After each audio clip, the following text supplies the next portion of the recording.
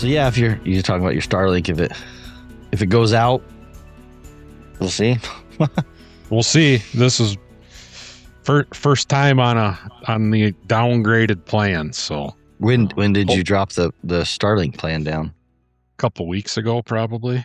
Okay. A couple weeks ago. I didn't even know there was different options, and then I don't know. I happened to see an advertisement. I don't think they used to. I don't think it used to because I think about 6 months ago is when, from what I understand, from when they started giving you a couple different options. Yeah.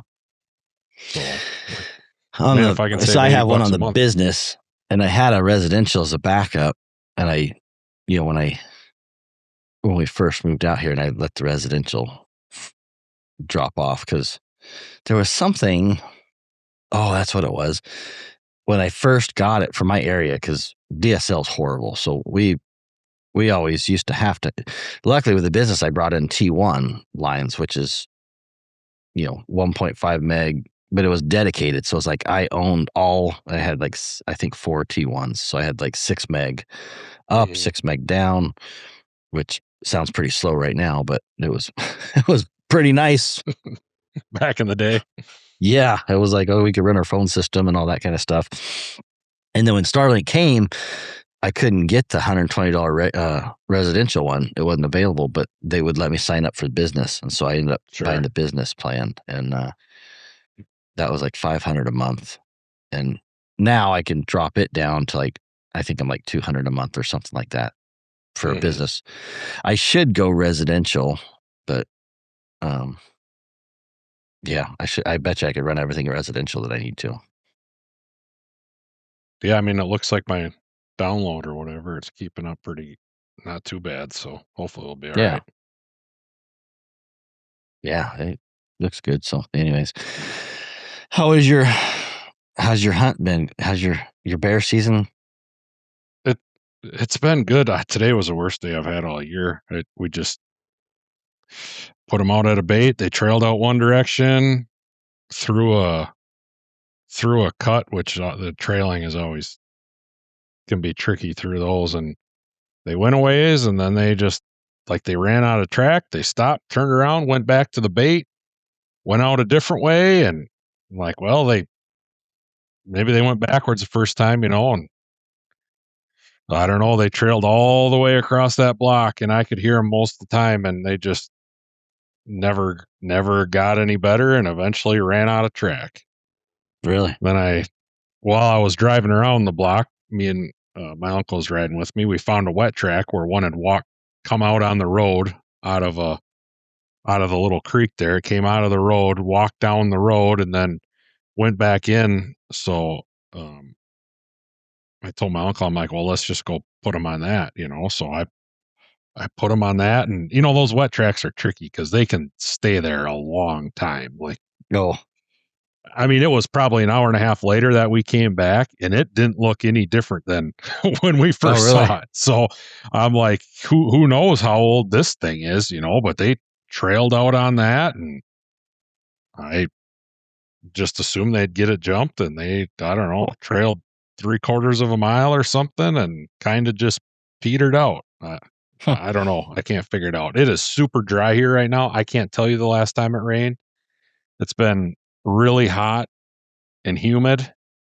And actually yesterday morning I woke up and it was 80 degrees and 100% humidity. It was absolutely disgusting out. Yesterday was the worst, weather-wise, the worst morning of the year. I did not hunt yesterday, but it cooled down better last night, and I thought the trailing would be better, but I mean, everything is just bone dry right now. So that's my excuse anyways.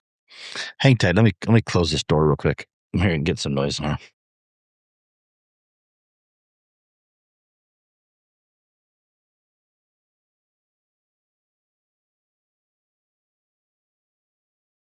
All right, I hear some noise in there. I had that door open. I don't want to get too hot in here. Speaking of heat, but but yeah, I mean, that's my excuse anyways. But there was a couple other guys out, and I don't think anybody really had much luck today. But other than that, and it's been good. I think this is the only day of the year I haven't ran one jumped.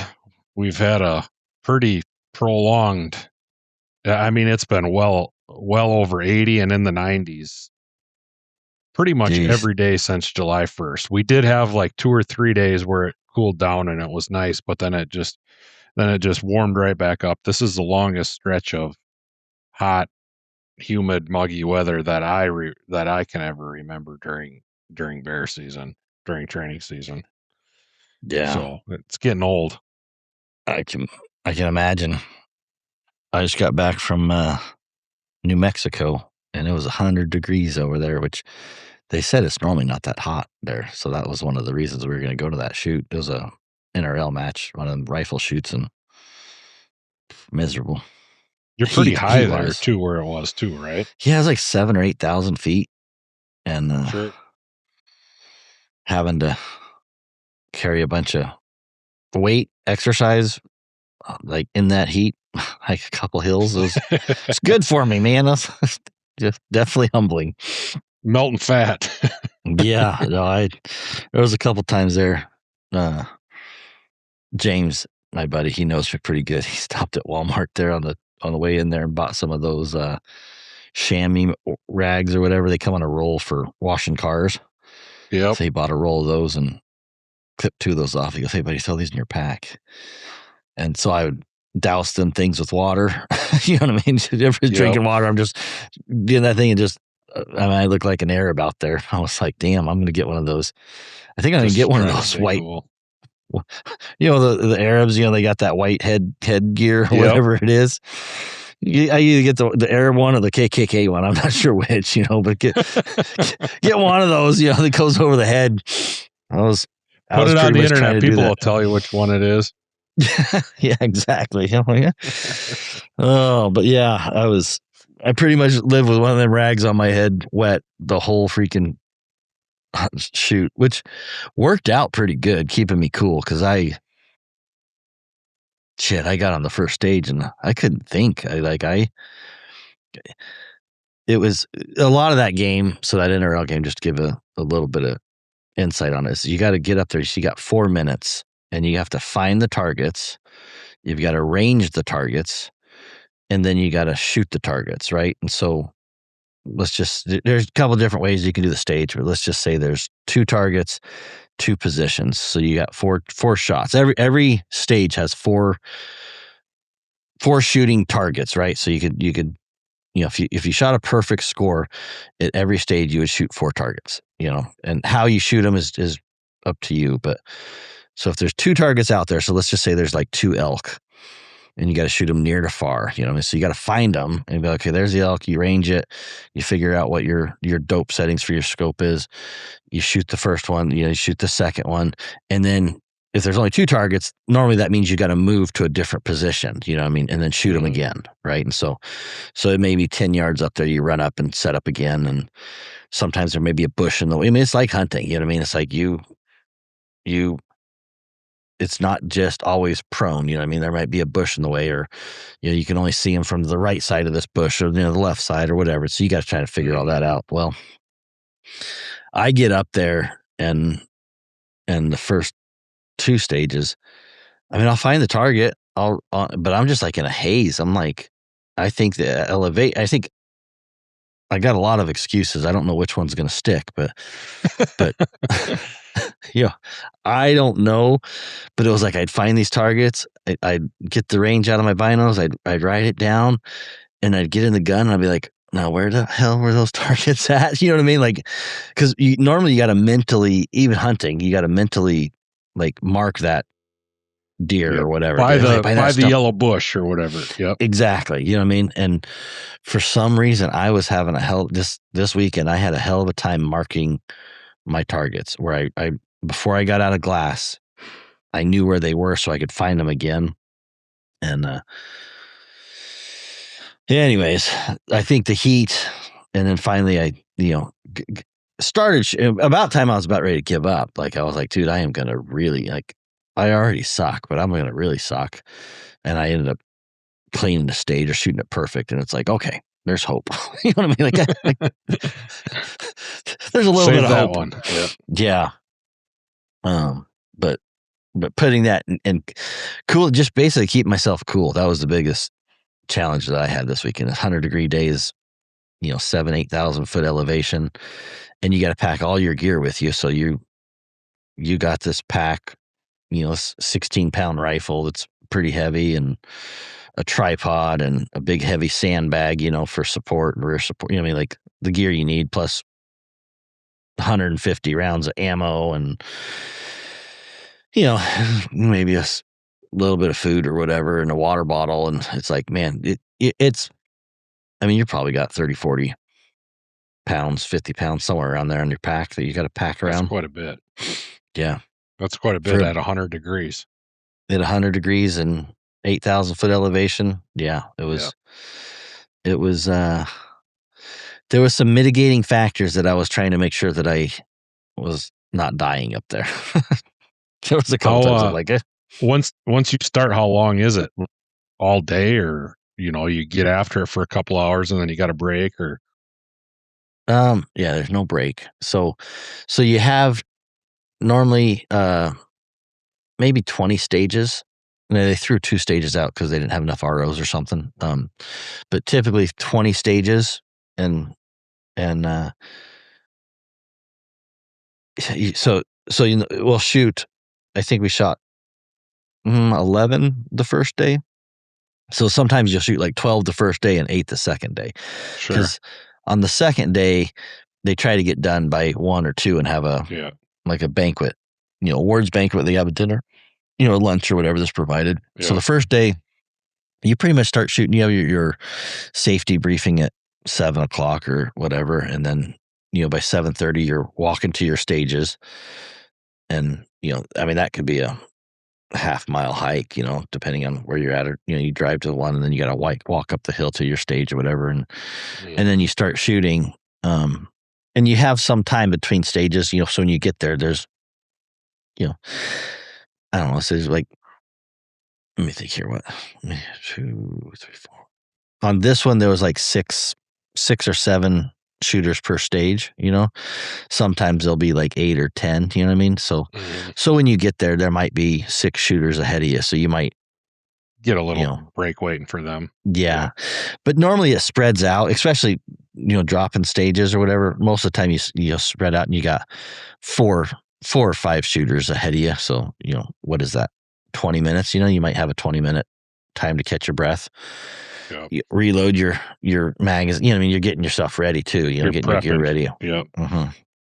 Getting your ammo reloaded and all that kind of stuff, and then you get up there and you got 4 minutes. When you say go, you got 4 minutes, and then it's amazing.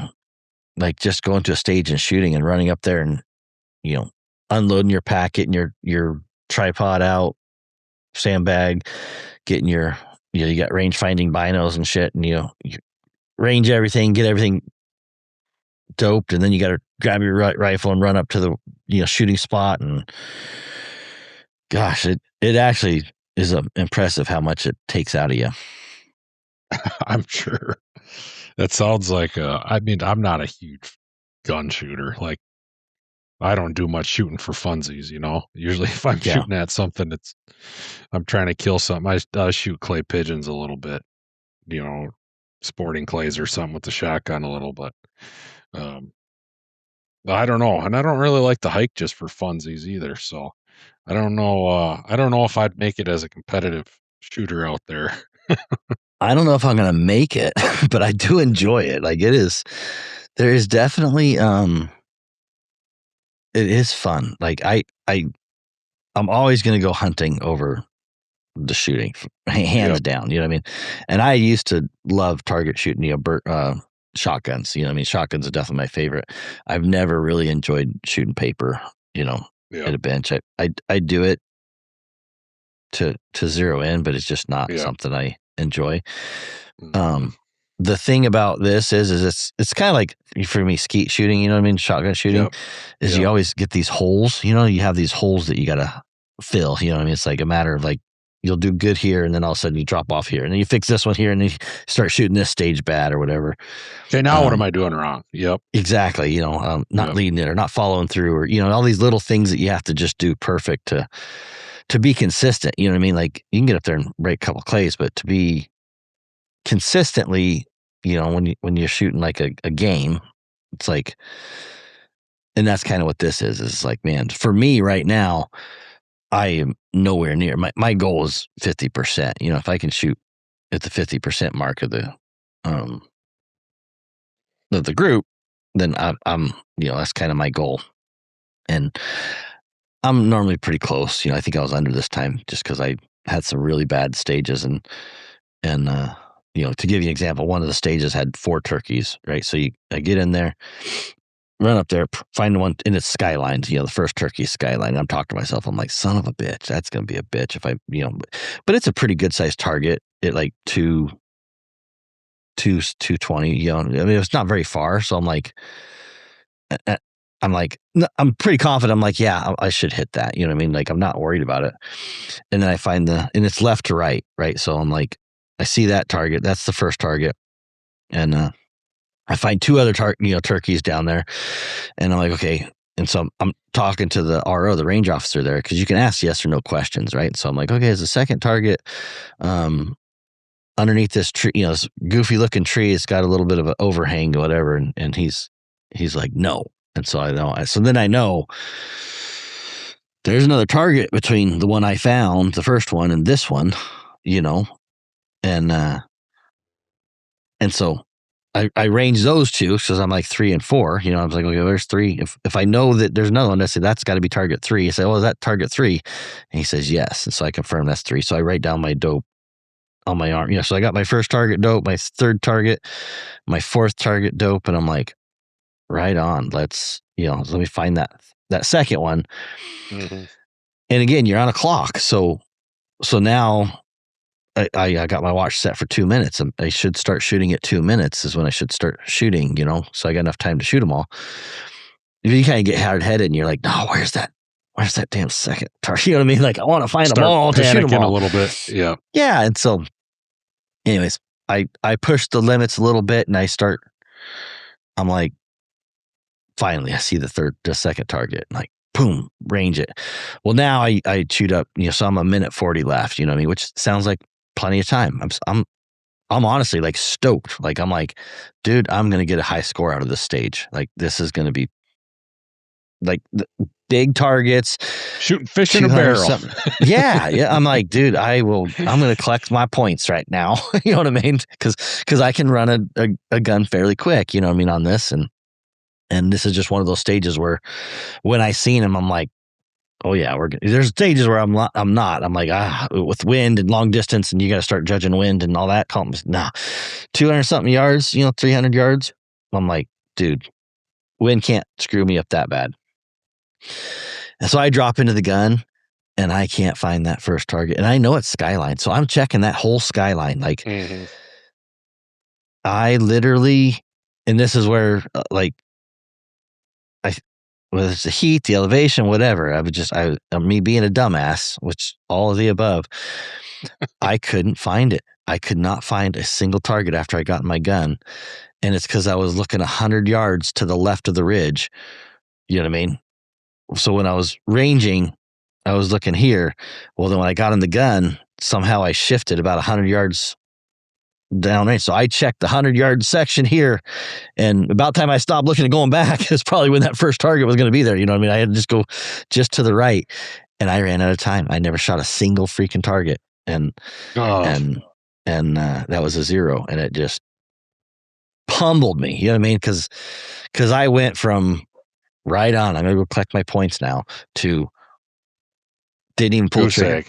Didn't even pull a trigger, and so that's and it's that clock that puts the stress on you that you don't. It is tick tick tick tick tick tick. You hear that in the back of your head the whole time. So 2 of the guys there, Matt Alwine and John Pinch, are really, really talented shooters. I mean, they pretty much win when they show up. You know, I mean, they're there to win, and they won this match. You know, their teams, but he was telling stories about because they do some trainings and stuff like that, and he's the same thing where they'll have everybody just hitting shit. You know what I mean? Steel, just bam, bam, just knocking it down. Everybody's good, and he's like, okay, we're just gonna got 2 targets. We're gonna see who can shoot them first, and he says the wheels just fall off everybody.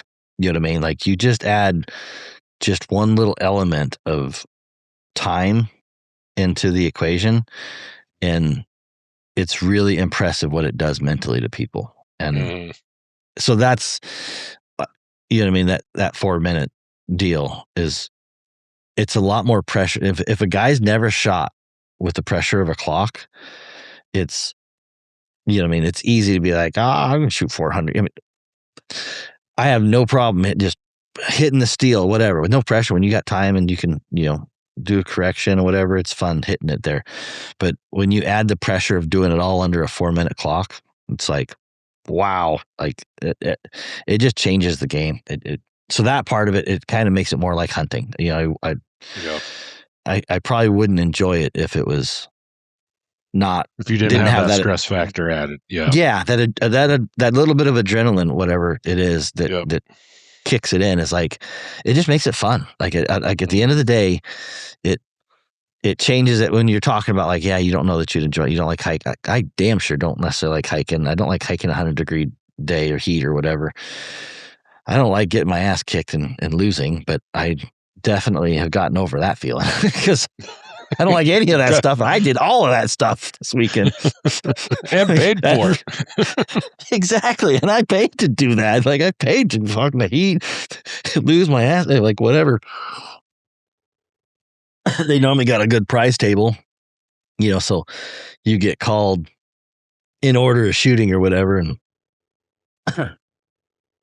and I was joking up there. I was like, hey, hopefully I got a good sticker up there. Don't got to get a bad, shitty sticker, because they'll have, like, the top teams was 2 pistols, which is a really good prize, but they'll have, a couple $100 ammo, they'll have chassis up there and barrels, $600 barrels, and just a bunch of different parts and guns and all sorts of cool stuff. And I always joke, I was like, well, I'm going to get my sticker. So I didn't do too bad. I got there was a pair of ugly ass Oakley sunglasses on there that I'll never wear, but that probably means your son will wear them. Yeah. Yeah, I figured it was for my son, but I was like, I'm gonna offer it to my daughter. I gave the last prize to my son. So I went to my daughter, and she's him on. I said, well, if you don't want them, send them to Brad. I don't know if he'll wear them either. They're ugly. I said, I won't wear them. And she looked up the price, and she says, I'll take them. She see the price. She's like, she gonna trade them in for something? I don't know. Maybe she could. Like $240 now. Yeah. So she goes, why don't you sell them? Like, I'm not gonna sell them. There's some, but we were looking at the price, and I was like, they're Oakleys. So I'm like, when I see them on the price table, I'm like, oh, it's either a sticker or an ugly pair of Oakleys that I'll never wear. I'm like, but yeah, so that was my week. And I was actually, we were over there at Shorty Gorham's. He's the ranch manager over there. I can't even, I should have Estaconda. Hunting. I should have known I can never say the name there, but but the ranch that he's managing over there. So I got to hang out with Shorty for a little bit. That was fun. Cool. He's a good guy. Is he doing any hunting right now? He wasn't when we were there because we were too busy working, but he was going out in the morning. I left. He was going to go take, he takes dogs out in the morning before it gets hot. Sure. And we should have just stayed an extra day, gone out with him. Yeah. Yeah. That would, if I do it again, I'll probably do that and go spend a day or two over there. That was probably really enjoyable part, just getting bullshit with him and see the ranch. We heading back to the ranch one day, had a bobcat cross the road with a rabbit in its mouth. Cool.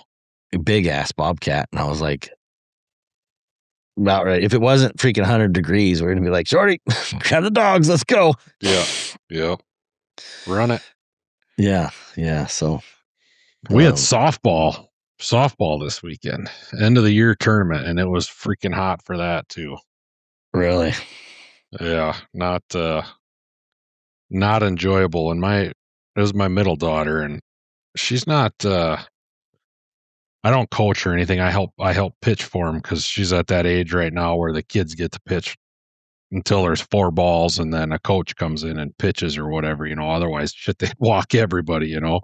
Yeah. So I help with that a little bit, and yeah, she was complaining about the heat, and I don't I don't I don't deal with sensitive girls very well because I'm like, "You're fine." Like, she's complaining about her stomach. She's like, "Why are you yelling at me?" I'm like, "I'm not yelling at you."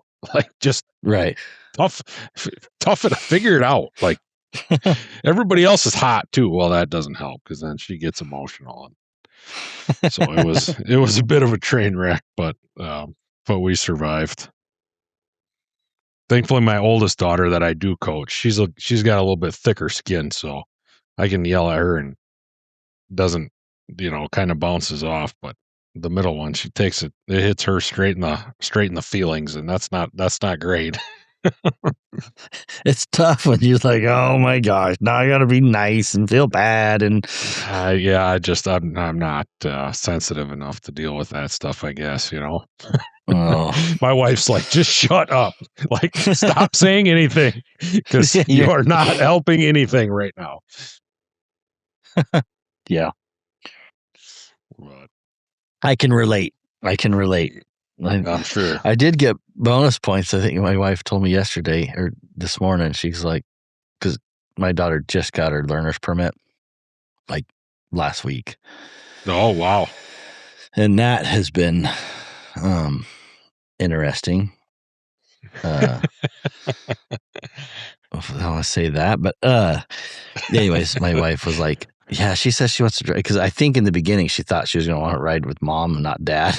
I mean, now she's like, I think I want to ride with dad. I don't want to ride with you anymore, mom, because they got in a big old fight about having to go. You know what I mean? Like when it's like you got to go or like merging. You know what I mean? Trying to. Yeah. And that's the thing that I probably didn't. It's hard to recognize how much you do when you're driving. Mentally. Just the stuff you process. Yeah. Mm-hmm. Yeah, like checking your mirrors, looking at the hole behind you, needing to merge over. You know what I mean? Like, we just do it naturally. You know what I mean? Like you just do this stuff all the time, and so when you're driving, at least me, and I'm sure you're looking behind you. You see that cop car, you're like, oh, that cop's sneaking up on me or whatever. I'm as alert to my behind surroundings as I am to what's forward of me. Yeah. And I'm driving up ahead of me. I'm looking around curves. I'm looking at, why'd that car 5 cars ahead of me hit the brake lights? You know what I mean? Like what's going on up there that I'm about. You're subconsciously kind of processing all that stuff without. Yeah. Yeah. So when you're sitting in the passenger seat and you're like, did you notice that car up there had the brake? I'm trying to, not distract her, but get her to pay attention. And it's overwhelming for a new driver. You know what I mean? I was like, oh wow. Like, I think I was spoiled a little bit with Bradley because he had a simulator and little cockpit race car that he had built and video game. It was started with the video game, but then he built it into more of a realistic, simulator version. And he's been wanting to drive since he was 2 years old. You know what I mean? So when he hit it, he just had a lot of steps, a lot of foundation in place that you could leverage off of. And I don't have that foundation with my daughter. That foundation is, she's gotten that simulator a couple times, but not not near as much. Once every couple months just to play and just drive. And, and normally it's probably not registering the same way as it is with the boy. Exactly. He was trying to be technical and drift it and turn it and race it. And, all these different things of, it had a purpose of the simulator. You know what I mean? When he went in, he was like, I want to race this up this mountain. And so you're, learning how to drive that car and whatever. when my daughter gets in it, she's just like, I'm just drive around, and then after a while she gets tired and gets bored and then starts crashing it. I'm like, no, you can't crash. You know what I mean? Like, you can't just drive and just crash. Be like, oh, let's try that again. You know what I mean? Like you want to get in the habit of not crashing. You know what I mean? That's the whole thing. If you don't make the point to find that edge and not crash, so, but she's doing good. Like I said, I the first day I was like, pucker up, we're in for this one. White knuckling the whole time. On the whole shit handle. I got that handle right there. I mean, I was binding that thing. I was like, okay, and like you say, she's soft or whatever. I'm like, okay, she'll get frustrated. And the other thing I will say is she hasn't taken driver's ed yet. You know what I mean? So tonight's her first class, whatever. So as a bad parent, you know what I mean? Like, she doesn't know the rules of the road. And so she's always questioning, because I was like, oh yeah, you got to, like turning right on red, you know what I mean? Like, okay, well, you can turn right here, and she'll go into the left lane. And I'm like, no, you got to stay in this right lane when you turn right. You know what I mean? Da, da, da. And she's like, why? And I'm like, well, I don't know why, but that's just the way you're supposed to do it. You know what I mean? Like, like, I know there's two right there, but it feels like you should be able to take whichever one you want, but you need to go in the close one. You know what I mean? And, and just technically take some of those.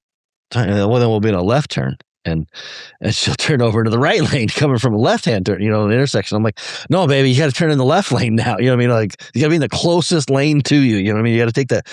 And she's like, why? I thought you said I thought you said you turn into this lane always. And I'm like, yeah, I did tell you, when you turn right, you got to turn into this lane. But when you're turning left, you got to turn in the left lane. You know what I mean? It's like, so I was trying to explain to her, it's like, it's the closest lane. You don't want to, you want to take the closest legal lane that you can, go in the right direction. Don't take the closest lane, go in the wrong direction. Like, so some of those things, it's like, you just take it for granted. You know what I mean? It's like, wow, until you're trying to teach somebody who, and my boy learned those lessons because that was he interested in. He was just always interested in anything with wheels. You know what I mean? So I think he learned those lessons and paid attention when I was driving or whatever. You know what I mean? That I just didn't pick up. The stuff just resonated with him a lot quicker. Yeah. So and for I see that happening with my 3 kids too. We at our cabin here, we got trails all over behind, and my 12-year-old daughter now, I mean, she's been driving the side by side for a few years, or just around on those trails back there and stuff. And my boy is the youngest, and he's 7 now. And just a couple weeks ago was the first time that I let him like actually drive the side by side, not sitting on my lap, or, I was sitting in the middle next to him, and at first he's like, throttle back off, and steering, like, right, then all the way back left. But exactly. I mean, it only took him about 5 minutes to, smooth everything out. And, I mean, I was shocked at like how much better just in, the course of the weekend, he drove it a few different times. And, then my middle, the 10-year-old daughter, she's never really like had an interest to drive, but that's kind of the way she is like with hunting and stuff too. Like, she doesn't really care about shooting guns. She does it a little bit, but then when she saw him drive the side by side, she's like, well, now I want to drive too. So then, she drove it, but you could just tell, like, she's a few years older than him, and she wasn't any better. And, yeah, she just stuff that he's seen me do or has resonated different with him, Yeah, I think there's something about being interested or really passionate about it. You know what I mean? That naturally the boys are just, not all. You know what I mean? Like, not all. Yeah. But I know for my kid, my boy, he was infatuated with wheels, tires, anything that had a wheel on it. He was like, let's go. Tractor, truck, semi truck. I mean, it just had to have wheels. Like, that was the thing. and he really wanted to drive it with wheels. You know what I mean? So, and fast if possible. Yeah. And hook up trailers and back up. You know what I mean? Like his little Power Wheel. We'd always have to make a trailer for him, and my daughter was like, I mean, she was cool with him driving her around. I mean, she'd get her own little Power Wheel Jeep and she would drive it, but not. I mean, he would hammer his. You know what I mean? Yeah. His is getting throttled down, running out of battery. She's like, she'd drive it over to the things, hop out, and go do something else. You know what I mean? Like, okay, and then once in a while drive it around. But I mean, his was throttled by the time he was done with it. So, but yeah, it's been interesting. The biggest thing for me is trying to calmly explain the rules without hurting feelings. Yeah.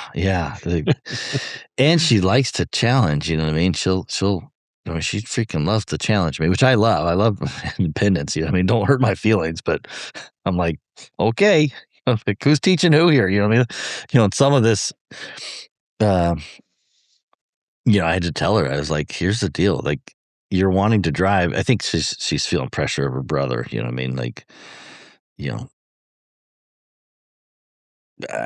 I think there's some of that that's like, well, Bradley drove at 15, so I got to drive at 50. You know what I mean? Like, I think there's a little bit of competitive there. And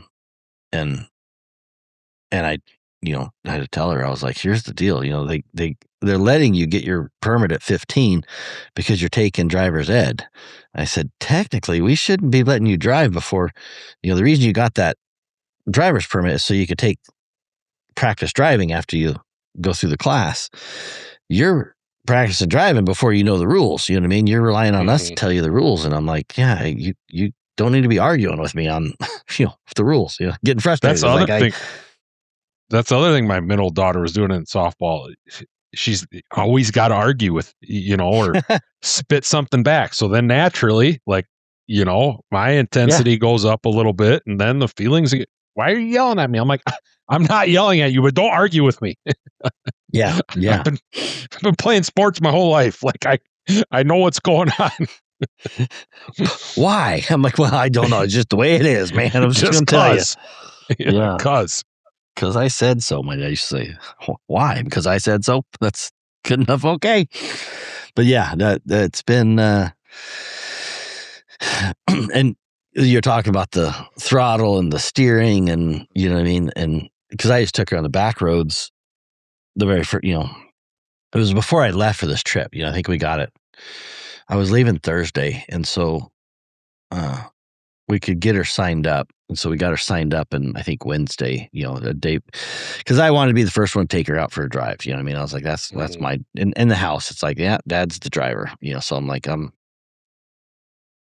that's what I'm doing. You know what I mean? I don't know if it's right or wrong or what, but I'm like this. So I went and my got department. Her. Yep. And I was like, took her for, got back, and I said, okay, went to the DMV and couldn't get the schedule. And so we got rejected there because you're supposed to get an appointment, and the appointments were already booked. So I tried to go do the walk-in thing, and they were too busy. They couldn't fit us in. And so we did it online, and I was like, okay, I printed this thing out and I got it. And I said, let's go for a drive. And I took her in the back roads and like, she has driven the trucks in the yard, out in the woods, you know what I mean? Like out deer hunting, I'll just hop in the passenger seat and let her drive around. But that's not a speed, you know what I mean? Like there's a difference between putting around at, 10, 15, 20 miles an hour. And there's really no rules. Right. You just drive around. Don't drive too fast, because I can't see deer when you drive too fast. You know what I mean? Drive down the middle of the road if you want, as long as nobody's coming. Yeah. And so I took her out, and we went to I didn't want to take her in town, you know what I mean? I was like, let me go take you some back roads, and we made a big loop through some towns and stuff like that, which is even more, honestly, it's kind of even more technical when you're driving, at least over here in my county roads and stuff. There's so many creeks and topographicals that the road's always turning. You know what I mean? We don't have a lot of straight stretches. I can imagine there'll be places that are more flat, they don't have as much topography. They're probably pretty straight roads. You know what I mean? There's no need to be going curves and stuff like that. Well, yeah, we have spots where it's gridded up in mile by mile squares, pretty much, or Exactly. whatever. So you could Yeah. drive straight for miles and then turn at a stop sign and drive straight for miles that way, Yeah. And that would be perfect for teaching somebody to drive. You know what I mean? Yeah. Not me. No, we drove on the county road, the 2-track road, county roads is curved. There's not a straight section anywhere. And I was puckered up because I was like, dang, riding white line or whatever. And because thinking, oh yeah, we've been on the gravel for a little bit and driving and stuff. And so, much better at the end of that drive than the beginning of that drive. The beginning of that drive, I was like, okay, this is gas, throttle faster, because then you're like, you speed up, baby, speed up a little bit. You got a 45 mile an hour on this road. You know what I mean? Like, we got to get up there because we got 3 cars behind us now. You know what I mean? Like, we can't, slow Gonna be down. getting flipped off pretty soon. Yeah, and then I see a 25 mile an hour curve come up. I'm like, okay, slow down. I thought you said speed up. I'm like, well, we got to, you know what I mean? And then, the difference between a speed limit sign and a suggested curve speed, you know what I mean? I'm like trying to, I'm a fire, like learn by fire, because I'm like, no, you need to go 35. But, on this one, you can do about 35, 40 and just hold it right there. Be ready to cover the brake as you go into the curve. And I said, coming out of the curve, I want you to throttle out. You know what I mean? Like once you see the exit of the curve and we know that it's clear, then you can start picking your speed back up. You know what I mean? So trying to teach her to slow down, take the curve, speed out of it, whatever. And you see the suggested speeds, and you're like, okay, this is 35. So you can probably stay here at 35 to 40, whatever. And then come into an actual 35 right there by town where the cops like to hang out. I'm like, no, baby, you got to drop the speed. This is a real 35 here. You know what I mean? Like, and you feel like you're going slow. You know what I mean? And you're like, oh, 35. You want to tell her 40, but you're like, she's going to be taking class with an instructor. You know what I mean? So you're like, oh, she's arguing that. Was like, well, I thought you said, that's a suggested speed. I'm like, well, those yellow signs are suggesting. You know what I mean? Like, you're good for a couple miles over on those. The speed limit's this. Oh, and she's just like, I don't understand why. I thought you said this and then that. And it's like, I didn't make the rules, baby. I'm just telling you. Like, don't just translating. Yeah. Yeah. And so my kids got to learn that they're not sitting in the middle of the vehicle. So, yeah, that you don't want to be sitting with your arm hanging out of the side by side when my kids are driving, because they're brushing every tree. They're brushing every tree they come by. It's like, you're not in the middle of the vehicle here, kids. You got to be aware of that extra 4 feet that's to your right. Yeah. Exactly. They want to they ride themselves right down the middle, and they're like, yeah, all those little things is like, yep. Man, it is fun. It is fun. You got to just like roll with it, but you kind of forget, if you've been driving your whole life, for most of your life, that it's like what we do naturally is not very natural for a while.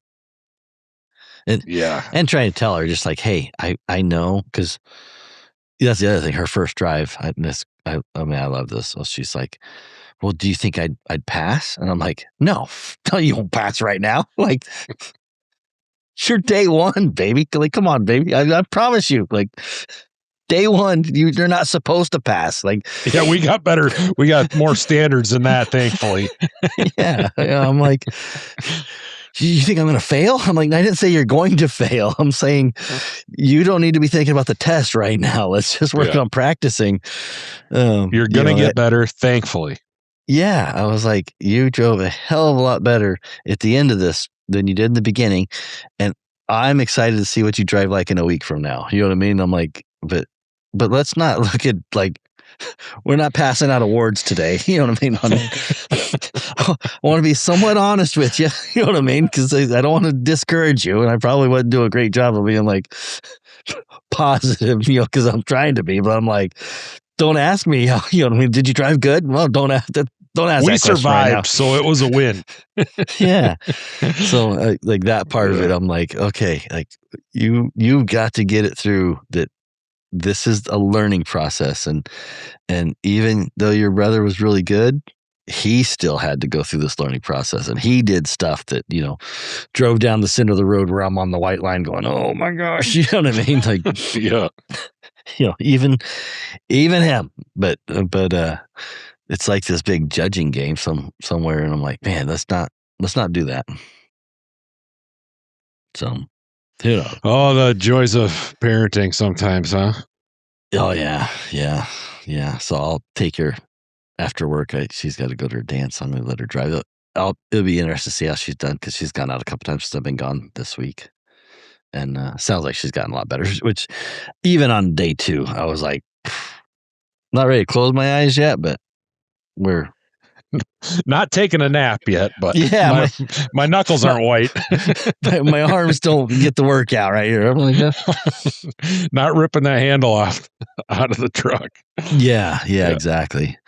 And then working on spatial, like parking and stuff like that. But we'll have to work on, which we can do that in the yard. We got a big gravel yard that we can do it. So, and then then just trailering stuff. Like my wife, she will not pull anything.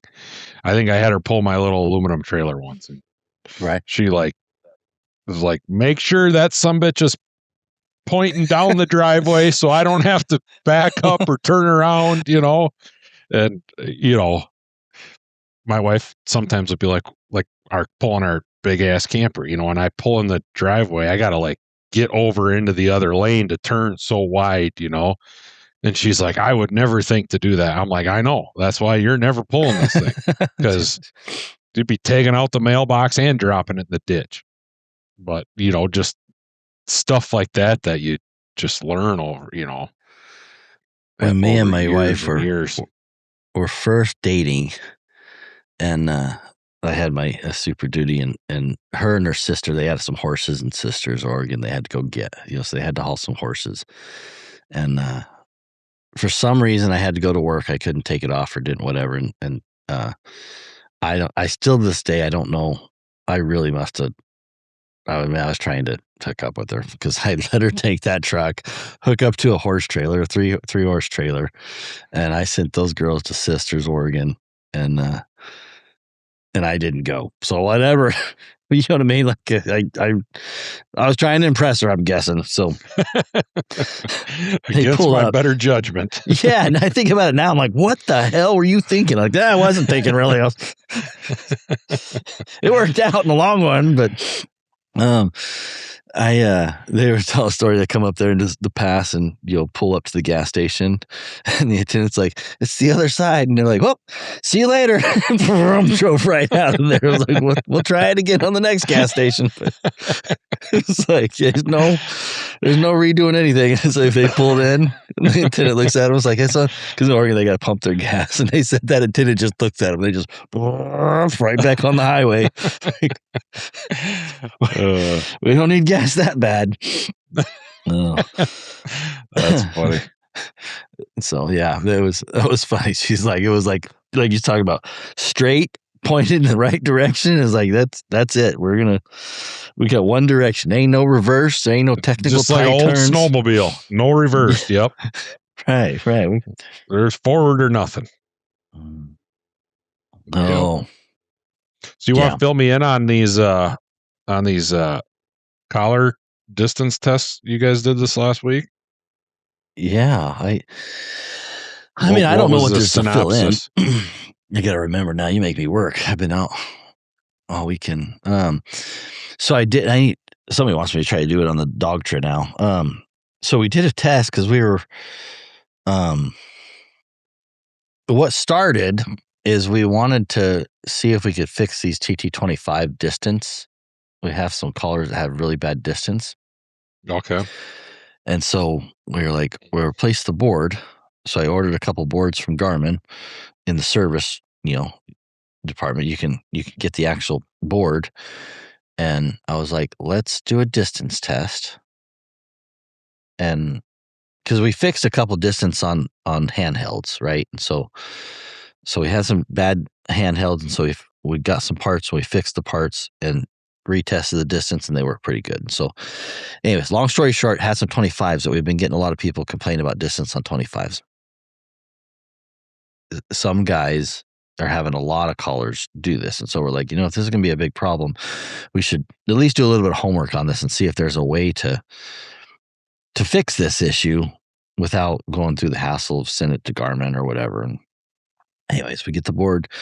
And while we're here, I'm looking at the EC collar sitting on my desk and I'm like, I ain't touched those things for 3 months, So I was like, maybe while we got a little bit of time and, it's slower and I'll do a test, I'll do a full on test like I used to do, where it's like a big distance test where, I drive out one direction and try to drive out of service and then come back another direction. So it's like if I take off this one road, I'll make a big loop and I'll come in from, if I head out in the north, I might try to come in on the east side or something like that. So I just, because then I can see where the caller lost it, and then there'll normally be a straight line to the point where it picks it back up, and so I can kind of measure the furthest distance it knew where it was and the distance that it finally found out the correct distance. It's like, oh, it's not over there, it's over here, so you can see that straight line to be like, it did not know where it was. And one of the, I'll talk about one thing I see a lot of guys do is they say they hang the collar in a tree and then they drive off and measure, like, oh, I hung that collar in a tree and measured at this. The problem with that is you're relying on the handheld to tell you if it loses the signal or not, and so it'll be like, well, the handheld said it's 2.6 miles away and it tracked it. And I'm like, well, did it really know it was there or did it remember it was there? You know what I mean? Yeah.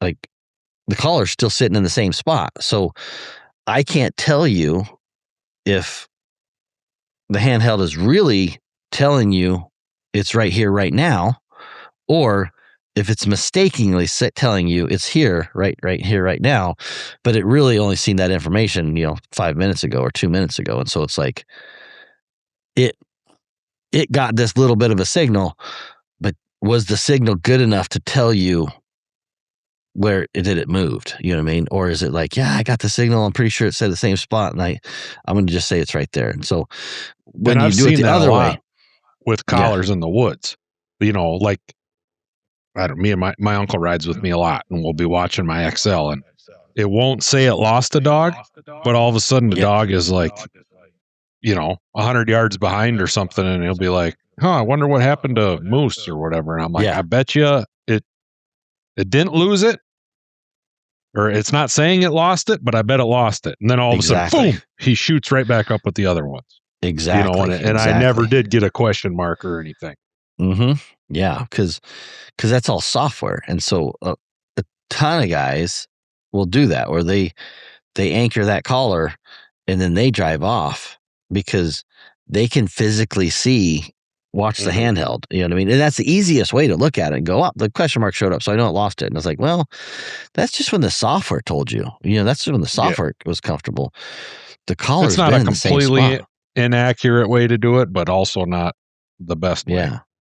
Yeah. And so I look at it with eSeek and go, do I trust eSeek to show the question mark when it loses it? Maybe not. You know what I mean? I don't know. And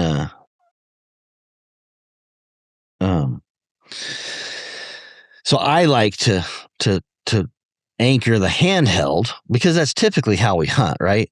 We don't run away from our dog. We don't tell our dog sit, and then we drive, run off away from it. Go, I got 2 miles away from my dog. It's sad. We normally stop and the dog takes off. You know what I mean? So like, realistically testing it, that's the way you should test it, is the handheld should stay still and the dog collar should take off. And so, anyways, long story short, I was like, that's how I like testing long. That wasn't the short. That wasn't even close to a long story short. That was like long story long. Anyways, so we were wanting to, I figured it'd be a good time to test the EC collars because I hadn't done distance testing on the EC collars. Honestly, I don't really care. Like, it's a lot of work, you know what I mean, to do it. And so I was like, I'd always just given that chip to somebody else. It's like, hey, guys want to test that thing, I figured somebody's going to test it and, show how good it was, because I honestly figured using that, it's that illegal frequency or whatever, it's a different frequency. So it's not legal. There's not a lot of interference on it. You know what I mean? Like, there's a lot of positives for that thing that I just assumed it would be better than Garmin. You know what I mean? Just for that reason. So I was like, I just didn't want to do all the work for it. And since I was doing the 25 test, go ahead. And you used it enough out in the field probably to know that it wasn't way better. Like, yeah, exactly. Maybe a certain percentage better, but it's not 10 times or something. Exactly. You're right. Because I did have a race where I was like, when I lost Garmin, I lost the Dogtra and I lost the eSync. I lost them all at the same, approximately the same time. And so I couldn't tell you the finesse of, is it track better or not? I just knew that it wasn't like overwhelmingly like, oh, I'm tracking twice the distance of Garmin or Dogtra. I was like, yeah, whenever they went around the corner and they went through the ravine or whatever, or I lost signal. I lost signal on them all. You're absolutely right. So it was like, I kind of had that. Had I seen something different, I might have done this earlier, I guess it's a good way of saying it. If it really was night and day difference, 2, 3, 4 times the distance, I probably would have looked at this a little earlier and been like, what are they doing here? It's way different. But since we were going to do all the work for the 25s, I thought, you know what? It'd be a good time to just throw handhelds on and collars on. Of course, everybody was dead, so I had to recharge everything, but we did it. The first loop, we got like 2 point something miles, and we were not losing the collar. Like, I had one collar that tracked the whole way. That was actually a Garmin collar. When I looked at the data, I was trying to post it online. And so I'm like, okay, we're gonna do a big test, and I'm gonna do it live. That was the stupidest thing I ever. That was not a smart idea to do that test live, man. I could tell you that. But anyways, I'm like, you know what? Because I like being transparent. I like showing people, you know what I mean, what's happening. And I felt like it would have been interesting, but as soon as that live button happened and I'm trying to explain watching 4 handhelds at a time, it was a train wreck. It was not good. And then my boy, called, because I told him, because then I'm like, I'll just have, I told my son, I said, just call me. I said, if we're losing collars at this distance, you can take this loop. And if we're losing collars, if we're not losing collars, I want you to take a bigger loop. You know what I mean? I really want you to get out of service, whatever. So I send him out with the collars. He takes a left, starts heading out there. Well, the road I wanted him to go to is blocked off. So he can't go straight because there's construction or something on there. So he's like, I can't go left. I said, well, I'll take a left. And so I thought he took a left. Well, he actually took a right. You know what I mean? So he's taking off. He goes the other way, and I'm like, and this is on live. You know what I mean? Like, there's no do-over. Editing that out. Yeah. I'm like, I can't edit this. I can't redo it. I can't nothing. Like we're in it to end, I didn't care about the data, you know what I mean? But I was like, I wanted clean data at the end of this to really look at it. And that plan just fell apart, where it was like, he made this loop and I had collars that were still tracking at that distance. And so I'm like, I can't tell which one. You know what I mean? Like, literally, the whole plan is you go until you lose every single collar. You know what I mean? That was the test I wanted to run, and that's what I explained in the live videos. Like, here's what we're gonna do. we're gonna go out there. We're gonna go out until we lose the collars. And as soon as he turned out there, and he's like, "That road's closed," and I'm like, "Well," and I wanted to do it at a reasonable time. Yeah. With the live, to be like, okay, I figured 5 minutes, 10 minutes, whatever. Well, that got thrown out the window, because as soon as he had to take a right too early and he got to that next intersection, and he's, 2.3 miles away, which seems far for him, you know what I mean? But he's got no communication with me that it's like, keep going, and anyways, we got back and we had collars tracking the whole distance. EC collars seemed like they did better, you know what I mean? Like, but they also weren't tracking. You just don't know. I mean, you're looking at 4 handhelds and you're like trying to explain it on live, and the time's crunch. It's 95 degrees outside, so I'm already hot. I shouldn't have done it that day anyways. Yep. And I felt pretty defeated, man. I was like, that was stupid. I probably won't do a live test anytime soon like that again. Yeah. I'll give everybody the edited version that I want them to see. Like the do-over. This is part 2. So anyways, we did a second test because that one I wasn't happy with. And that's really was like kind of crappy because I did the live video and it's like, I don't even know what to tell you on that live video. It's like, yeah, it you can watch it happen, but I'm trying to explain what I'm seeing on the handhelds, and I got one handheld that's doing something goofy, and it's like, holy hell. So anyway, he gets back and I'm like, okay, let's just redo that test. And so I sent him a different route and he went like 7 miles. I said, we're going this big loop. Like, you're going to make sure we get out of service. Damn sure we lose them all. Yep. Yeah. And so I sent him on a big loop. And then when he got back, we looked at every handheld and measured losing point, pickup point, losing point, pickup point. There was 2 handhelds and 4 collars, I think, on each one. And then we compared that data. And what I can say is the eSeek had a much better, I want to say much better, but it had a better losing point distance. So it was more consistent, losing them, I think it was 2.8 or something, 2.6. I don't remember what the point was, but it was 10%, over Garmin, what I mean, as far as when it actually lost. Now there were some Garmins that had some high points. There were some Garmins that had some low points, and there were some eSeeks that had high points and low points. But if I looked at the data on the 3 collars, 4 collars that we had, it was very clear that eSeek, on average, tracked further than the Garmin. Hands down. Like that was clear. And then on the way in, it was equally clear that Garmin tracked the furthest on the way in than eSeek did. You know what I mean? Like by a good margin, like almost better margin than the outgoing, but I didn't want to get into the details. I was, because then everybody's talking about how I'm biased or whatever. I'm like, so I'm not getting into the weeds of the margin. I'm being like, well, the eSeek tracked 10% better on the way out and the Garmin tracked 15% better, but I think a guy would have looked at the data on where the eSeek picked up, and it was low. And so and I don't know what that means. I was just going to ask, what is that, like the handheld, like not recognizing that it's that collar, it's like lagged almost, like, because the signal's just not quite good enough where it's like, yeah, I'm not sure if I can say that I have it or not. Whereas the Garmin's like, oh, there it is. You know what I mean? Like, it's just I don't know. Yeah, I think, I don't know. To be honest with you, I don't know. This is the part that bothers me on the eSeek, right? Is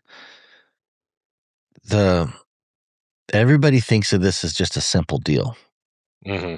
It's not. It's a very, very complicated deal that these callers are doing.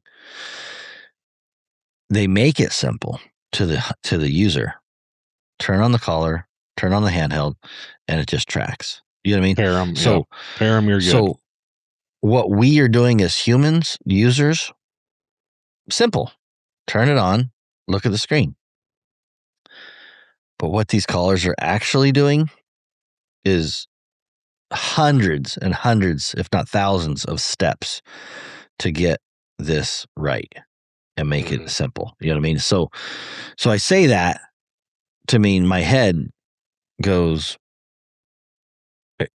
again, this is where Garmin's just got millions of transactions to learn these finer details, meaning they've got years and years and years and years of watching these things happen, finding little issues, fixing them, and going. And so eSeek does not have that. You know what I mean? They are on revision 1, essentially, which is do this as long as it works good, it works, right? But when something goes wrong, it doesn't work. And are they going to be able to figure out what doesn't work and fix that?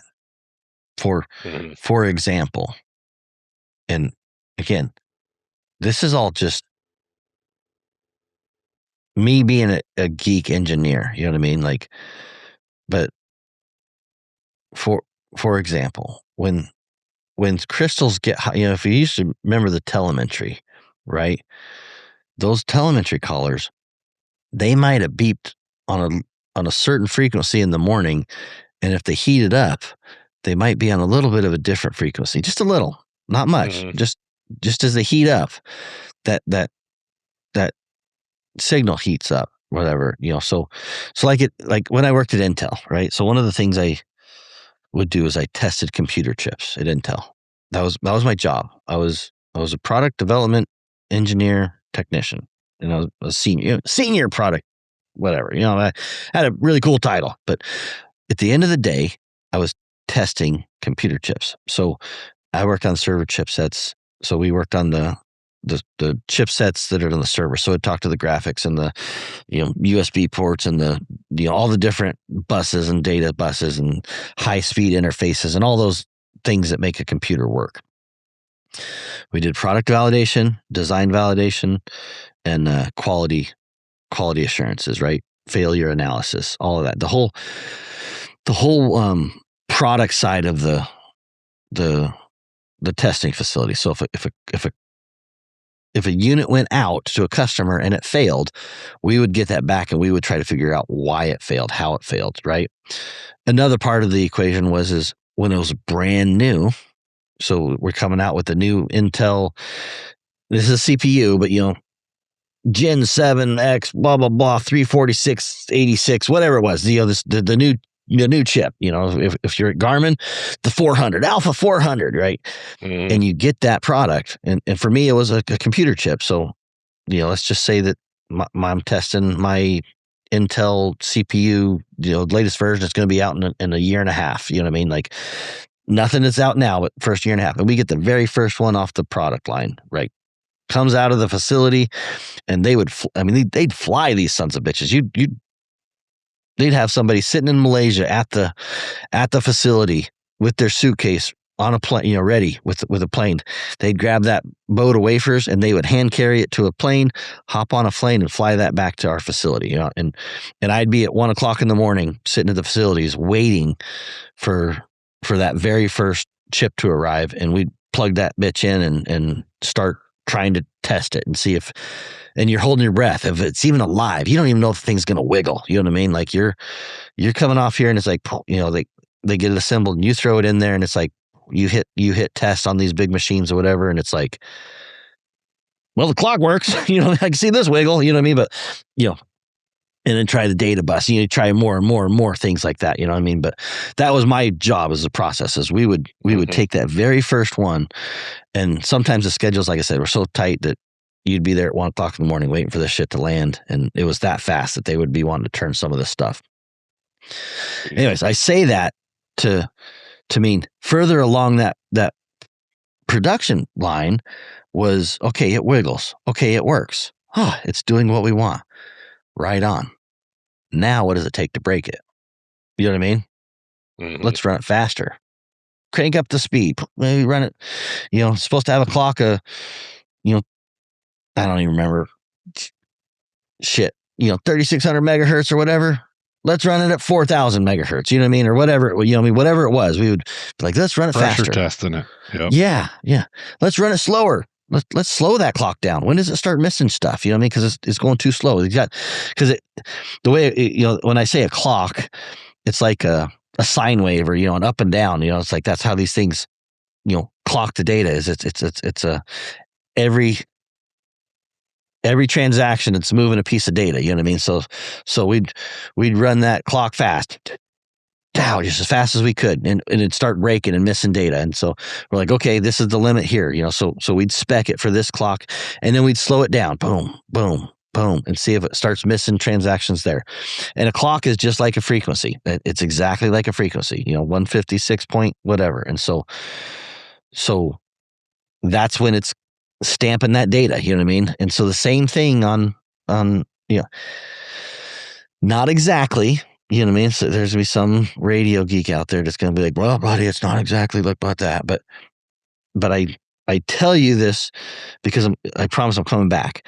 So you got a clock on this collar that's the key piece, which is the frequency, which is 156.800 or whatever channel you're on, right? And so you got this frequency that sends out a clock, essentially. It's a megahertz. It's a clock that sends out at this frequency, and your receiver is mated to that clock at 156.800, so that when this device is sending out that signal at that frequency, you better be listening at that frequency. You know what I mean? Like, because if you're not, you're going to miss data points. You're going to miss things that don't happen, right? So you got the caller sending out at this frequency. You got the handheld sending out or receiving at this frequency and capturing those data points. And if they're not perfectly lined up, synchronized, you know what I mean? Shit's going to start going wrong, right? Mm-hmm. And so that's when things start breaking, and you miss a data point, and you miss this. And then if you're Garmin or even eSeek, let's say you get misaligned. How do your dog's out there running a race and you start seeing that thing misalign? You know what I mean? Like maybe the dog collar's speeding up because it's getting hot. You know what I mean? Because heat generally actually slows down a clock in the computer chips. So I tell you, we'd run it fast, we'd run it slow. Well, we'd run them hot. We'd crank up the heat to 130, Fahrenheit, 150 Fahrenheit, 160, you know what I mean? We'd run that heat up, and that would make it naturally slower. We'd run it colder. We'd run it in the cold, and we'd watch that clock speed up. Man, you see these computers out there with these water-cooled jet, you know what I mean? Like you see all these server gaming stations where they got these water systems and all that. That's because you can run a computer faster if you cool it down, right? When you cool it down, everything works more efficiently. You can run that computer chip a lot faster. So if you can slide liquid nitrogen into that computer chip, you can get twice the speed out of that computer chip, right? You can just hammer on that thing when it's cold. Same as an engine in a car, you know what I mean? Like that's why they have cold air intake and all that stuff. But if we go back to Garmin, eSeek, and you look at it and go, that collar's on a dog running right now, and it's doing this, and something starts to misalign, collar starts heating up, maybe it's getting hot, maybe it goes through a creek and collar cools down, maybe it's in the snow, maybe it's in the ice, you're in a pickup truck, like all of that changes. And if it starts misaligning and you start making data points, the fix is whenever you're not tracking a collar, Ross, what are we going to tell you to do? Like, you're not tracking that collar. What's some of the steps you would do if you come up and you're like, man, I'm not tracking the collar? Repair it. What do you think?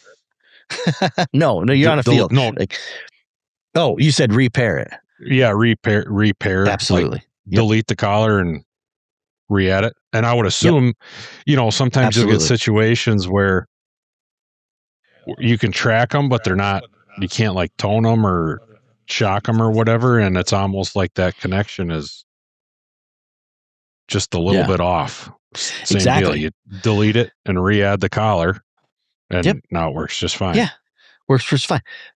How are you going to do that on a race? You know what I mean? Like that's the easy answer. But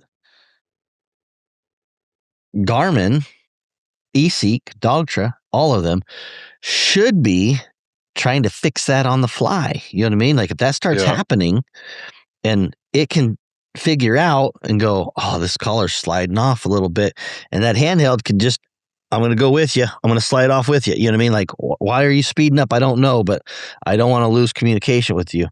And this is just, I'm not saying this is what happens. You know what I mean? I'm not saying that, but I'm saying this is an incident. What can happen. Knowing what my history is of computer chips and not looking at this like a dumb box. It's like, yeah, it's just you turn it on and it shows you where your collar is. It's like, yeah, easy for us to be like, oh, it should just work. Okay, well, you start coding the thing. You start writing the hardware. You start logging in and make this your full-time job where you spend 40 hours a week on this one problem that when the collar gets to this temperature, the frequency adjusts by 0.03 megahertz because it heated up. And the handheld's got to change its code to I'm not saying this is what they do, but I'm just saying like this is the complications that it's easy for us as hunters to go, I don't know, just make it work. You know what I mean? Like why is it so complicated? I think the collars have gotten better about that. I mean, I'm sure they have. I'm sure there's a ton of times that things that we don't even know that, they're not privy. Fixes. Yeah, that they fix. And so sometimes there'll be issues that they're pretty upfront with me on. You know what I mean? Like I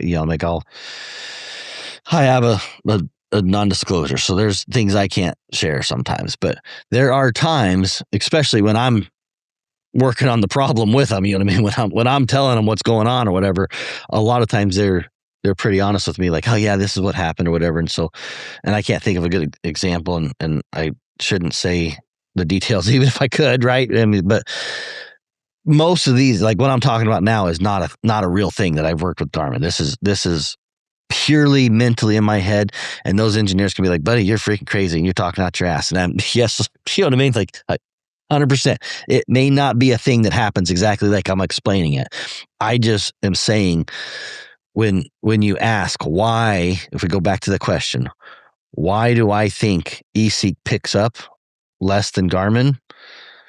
This is where my mind goes. I'm like, I don't know. Maybe that clock slid off a little bit. Maybe, it just is not synced. You know what I mean? Because it's got to be perfectly synced. Handheld's got to be perfectly synced to the collar. And if they get just a little bit out of sync, things don't happen, right? And so, and you have to adjust. You know what I mean? Like, if the collar's spin at this distance and it loses that spin and goes out of communication, and so the handheld, doesn't keep up with the collar, and then it comes back into signal, and now that handheld's hearing it, but it's like, you're off, but I can't tell if I gotta go faster or slower, and so it's trying to figure out how to sync back up with that. You know what I mean? Remate back up, because once it starts talking, it can talk to each other, and it can be like, hey, I'm on this one, and it can tell it where it is, but it's like if me and you were going out at radio signal, we kept changing our channels on our CBs. You know what I mean? Like, hey, every 2 minutes we're gonna go up a channel. You know what I mean? Make sure you go up a channel every 2 minutes. But you don't have a watch. You know what I mean? You just got to kind of keep track of it or whatever. And so if me and you go out of service and we come back in, you might be on channel 4 when I'm on channel 5 because I switched, and you know what I mean, and you can't hear me and I can't hear you, and then maybe you switch to 5 and I catch a glimpse. You know what I mean? Like it could, when we barely start talking again, maybe we could get synced back up. You know what I mean? By being like, hey Ross, is that you? Yeah, and you're scratchy. Okay, when are you going to 7? I'm going like 36 seconds. Oh, I got it. Okay, I can sync back up. You know what I mean? Like those types of things. And again, that's not how it happens. I'm not saying that is, don't take that to Garmin and be like, oh, the engineer, blah, blah. I'm just saying things happen. These devices get out of signal, and when they come back in, they have to be synced up, and everything's got to be working perfect for them to get it. And so I just have more faith in Garmin doing that year after year after year and having exposure and getting very good at doing that, even though we're not happy with them. A lot of people are not happy with distance or whatever. eSeek has the methodology because it's working. I'm not saying it's not working, but do they have the experience of doing it? Well, I mean, I would have to assume that obviously the collar and the handheld have the capability of communicating at 3 miles or whatever that is that you lost it on the way out. And I mean, that's really the only explanation for why it takes them longer to pick, or, something, maybe not that exact explanation, but if they have the capability of communicating that far on the way out, they should have the capability of communicating on the way in. They're just not understanding that communication. Yeah. At limited connection or whatever, for whatever reason. I would have to imagine. Yeah. Yeah. For what could be 100 different reasons, I'm sure. And I just don't know. I don't know enough about the protocol. You know what I mean? Like that's something that is held very tightly for, that's a trade secret for Garmin that they are not, they wouldn't share that with me. Like if we were working on a problem, maybe they would is fixing it, with non-disclosure, blah, blah, blah, blah, blah. You know what I mean? Like, but whatever, but they are really, there's certain trade secrets about these that are highly protected. And even with me, who I help them a ton, and there's not rocket science. You know what I mean? Like I got a good relationship with Garmin. I can normally ask them questions, but I'm also not stupid. You know what I mean? I've worked at Intel, the same thing, where you got these secrets, top secrets, super high. You know what I mean? Like you got these levels of clearance, secrets that we would have, and so, and I respect that. You know what I mean? When I talk to Garmin, if I got to ask a question or whatever, like I had some questions or whatever, I'm like, hey, here's the deal. I understand there's things you can't share with me. Like here's my questions. Here's my thoughts. I'm going to tell you my thoughts of it. If you can confirm, not confirm, or whatever, like that's a lot of times that's how I'll ask them. I'll be like, dude, if you can't tell me, just tell me, pound sand. You know what I mean? I get it. Like you ain't gonna hurt my feelings, but this is where my mind goes, when I look at a problem. And so it's just the more they're just more complicated than people realize. Like really, these are computer chips on computers on a dog tracking. And then there's a computer chip on a computer in a hand with a human, looking at it. And these two things got to be perfectly matched up. And then they got to go away from each other and get out of signal for however long, hours, days. You know what I mean? Like you lose a dog for a day and you want to go back the next day and pick that collar up. You know what I mean? Like that's a pretty tall ask to be like, this device needs to resync back together so I can transmit, if everything's perfect, no problem. Works awesome. But what happens in that time period? Yeah. Oh, the dog's got to go out of cell phone or out of signal and lose its GPS signal because it went in the cave. You know what I mean? So not only do I got to lose the dog for 20 hours, well, that dog's in a cave and it lost GPS signal for 20 hours or 18 hours. You know what I mean? So now it's got to also be smart enough to link back up and get GPS before it can tell the human where it is. You know what I mean? It's got to go through a lake, swimming, get hot, get cold. You know what I mean? Like whatever, all the little other things that this dog's going to go drag this thing through. And it's just expected to work without failure. And so I just don't know. And that eSeek is doing good. Like, no doubts about it. But I just am like, man, it does not have. She hasn't been driving for 30 years. You know what I mean? My daughter has not been driving for 30 years. Like, she could be the best driver in the world. She could be. She ain't there today. You know what I mean? Like, she's on week 1 driving. You know, like, am I gonna put her up against me in ice and snow and you know what I mean? Like, she's got everything that there's no reason she can't do it. She's got the keys. She's got a vehicle. She's got the wheels.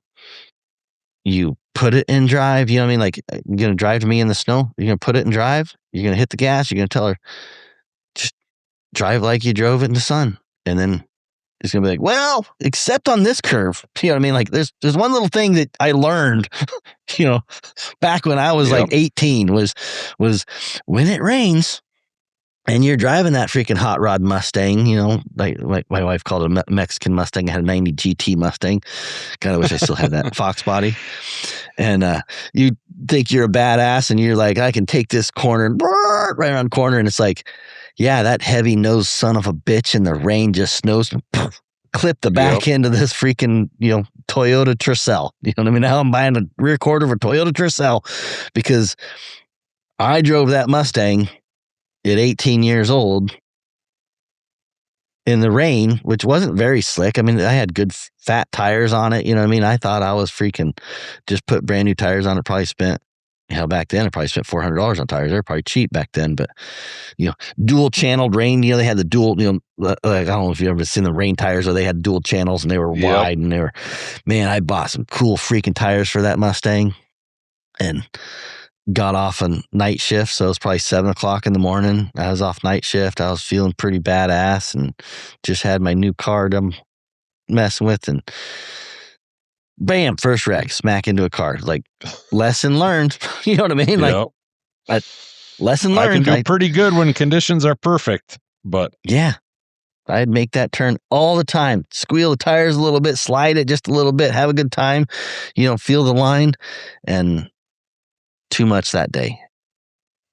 I didn't forget that lesson. You know what I mean? To this day, I come in a car, I give a little break. You know what I mean? Like, I'm not gonna risk it for the biscuit when there's a car parked to turn left right in front of me. You know what I mean? Like, I might do that when it's open, when the intersection's open. I might hammer on it or whatever. But and so I just chalk it up to that. It's like, hey, Garmin's been ahead. They've gotten to play with that thing for years and years and years and years, and fix years and years and years worth of issues and problems. And eSeek has got all the tools to do it. Everything is there. I just don't think they got the experience, and maybe they'll get it. I'm not saying it, but you know, it's kind of. I chalk it back to that, you know, drivers. You know, driving the first week. I did see one of the eSeek guys compliment you on that test. I did too. I was busy, but I was like, it was a good test, which I always try to be fair. It kind of made me chuckle because it made me think, well, so they didn't think you were being fair for the other stuff? Like, I don't know. Yeah, I know. You're talking about one of the defenders. Yeah. No, I was busy this weekend, but I did see that, and I'm like, oh, like, because I said something nice about them. You know what I mean? I was like, they got me, which I've always said that. That's the part I don't understand. Is like, I always have said, I think they would beat him on distance. Like, if I had to gamble, I don't like my money. You know, I don't want to lose money. You feel like, well, the way I look, they better beat him on the distance. Like, yeah, they're not playing by the rules. So yeah, they better. No, 100%. So we will. Well, I got to go back and look and see in that. Because I posted it and I had that live video, which hell, secretly I just want to go delete. You know what I mean? Like, that was embarrassing. You know what I mean? Like, going there and I'm like, man, that didn't go as planned. No, that did not go as planned. And I remember thinking I could just delete. You see those people who just delete it and ignore it like it didn't happen. You know what I mean? Mm-hmm. Like, apparently politicians, but it's probably the smart thing to do. You know what I mean? But for me, I'm like, I know people seen it, and I'm like, I know you know. You know what I mean? So I'm like, we're gonna let it roll. I'm like, yep, I screwed that one up. I let that roll. But man, I got done with that, and I'm like, man, how do I make this go away? That was embarrassing. So are you going to waste your time and do it on a dog tray too? Do it with dog tray? Somebody wanted me to. I'm sure you know. I'm sure you already know the results, or no, I don't. Approximately the results. I think they'd be similar. I think all these collars are so close that I just don't. They're using. It's like the doctor's using the MERS band, which is the same as Garmin, same power. You know what I mean? It's like this isn't rocket science. That the antennas are systems about the same length. Like all the setups exactly pretty close. Yeah, yeah. It's a radio protocol that they transmit the signal on this radio and receive on this other. It's like an Icon versus a Yasu. You know what I mean? Like, versus one of the Bofangs or whatever. You know what I mean? Like everybody's got their radios, on your CB. Are you going to get a Cobra CB or are you going to get a Uniden CB? You know what I mean? Like you're not going to tell me, oh, that might Cobra out. Maybe. I mean, there's electronics in that. So there's genuine situations where a product can be better than another. But for the most part, unless you're on Team Cobra and you're like, I only get Cobra CBs for my truck, you know what I mean? Like, cause I want XYZ, you're not going to go get a Uniden. They do the same thing. The difference is when you put a radio in a truck, different antenna, there's a lot of variables there as far as, interference in the truck, how long your coax is, the antenna setup. But on a collar, yeah, they're pretty much all the same setup now. Yeah. You know what I mean? As far as antenna length, obviously, unless your dog's kicking out radio waves out of its head that are causing interference. I mean, you're not getting any interference coming from the dog. So to me, it seems like it's just a little bit more of a controlled situation when you put a collar on a dog versus in a truck. I mean, I've like my white Dodge right now. That radio, I think it's a Kenwood radio in there. It's got an edge mount antenna. Pretty much the same shit as I got in my hunting truck. Yeah. And that white Dodge, the radio in there does not receive worth of shit. Yeah. Or send worth of shit. And it's not the radio. It's something with the setup in that truck, It could be the radio. That's causing my issues. It could be. But so I know when I have a handheld radio, if I hold that thing out the window, it receives and everything pretty well. When I pull that thing inside the cab, it doesn't receive worth of shit. So it's probably LED something in that truck or whatever that's causing interference. The antenna should be shielded until it's outside the truck. When I say it could be the radio, I just mean that it could be the receiver on the radio that, that signal. I mean, to debug that problem, and this is the part that, again, it's hardly worth your time. You know what I mean? Like if you were the engineer designing that and we drove over to Kenwood and we're like, hey, your radio sucks. Kenwood's going to go, let me measure the signal at the base of your antenna. You know what I mean? Where it comes off the whip.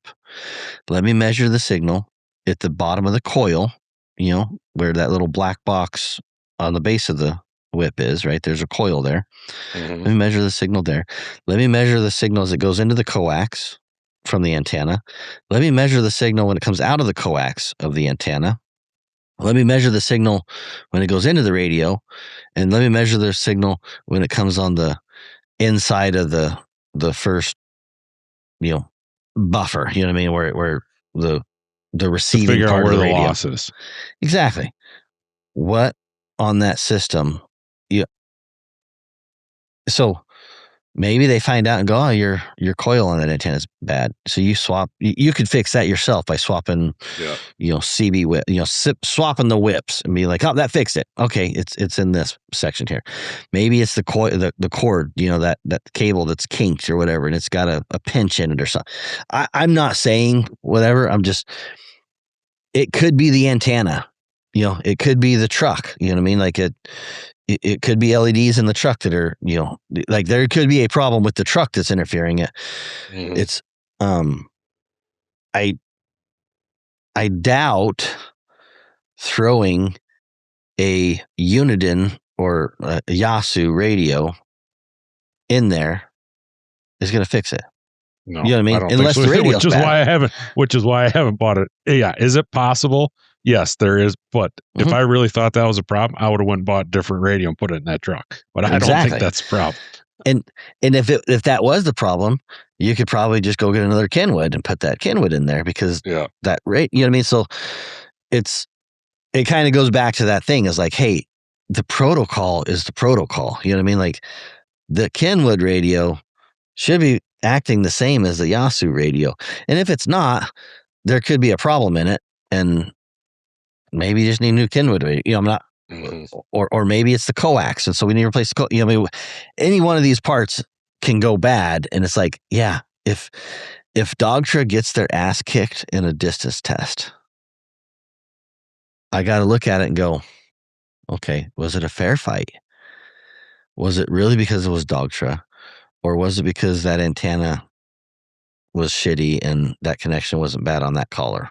You know what I mean? And so the Garmin lost. You know what I mean? That Garmin collar that didn't track as good as the other one. Well, why didn't it do it? Was it because it has the word Garmin on the side of it? No.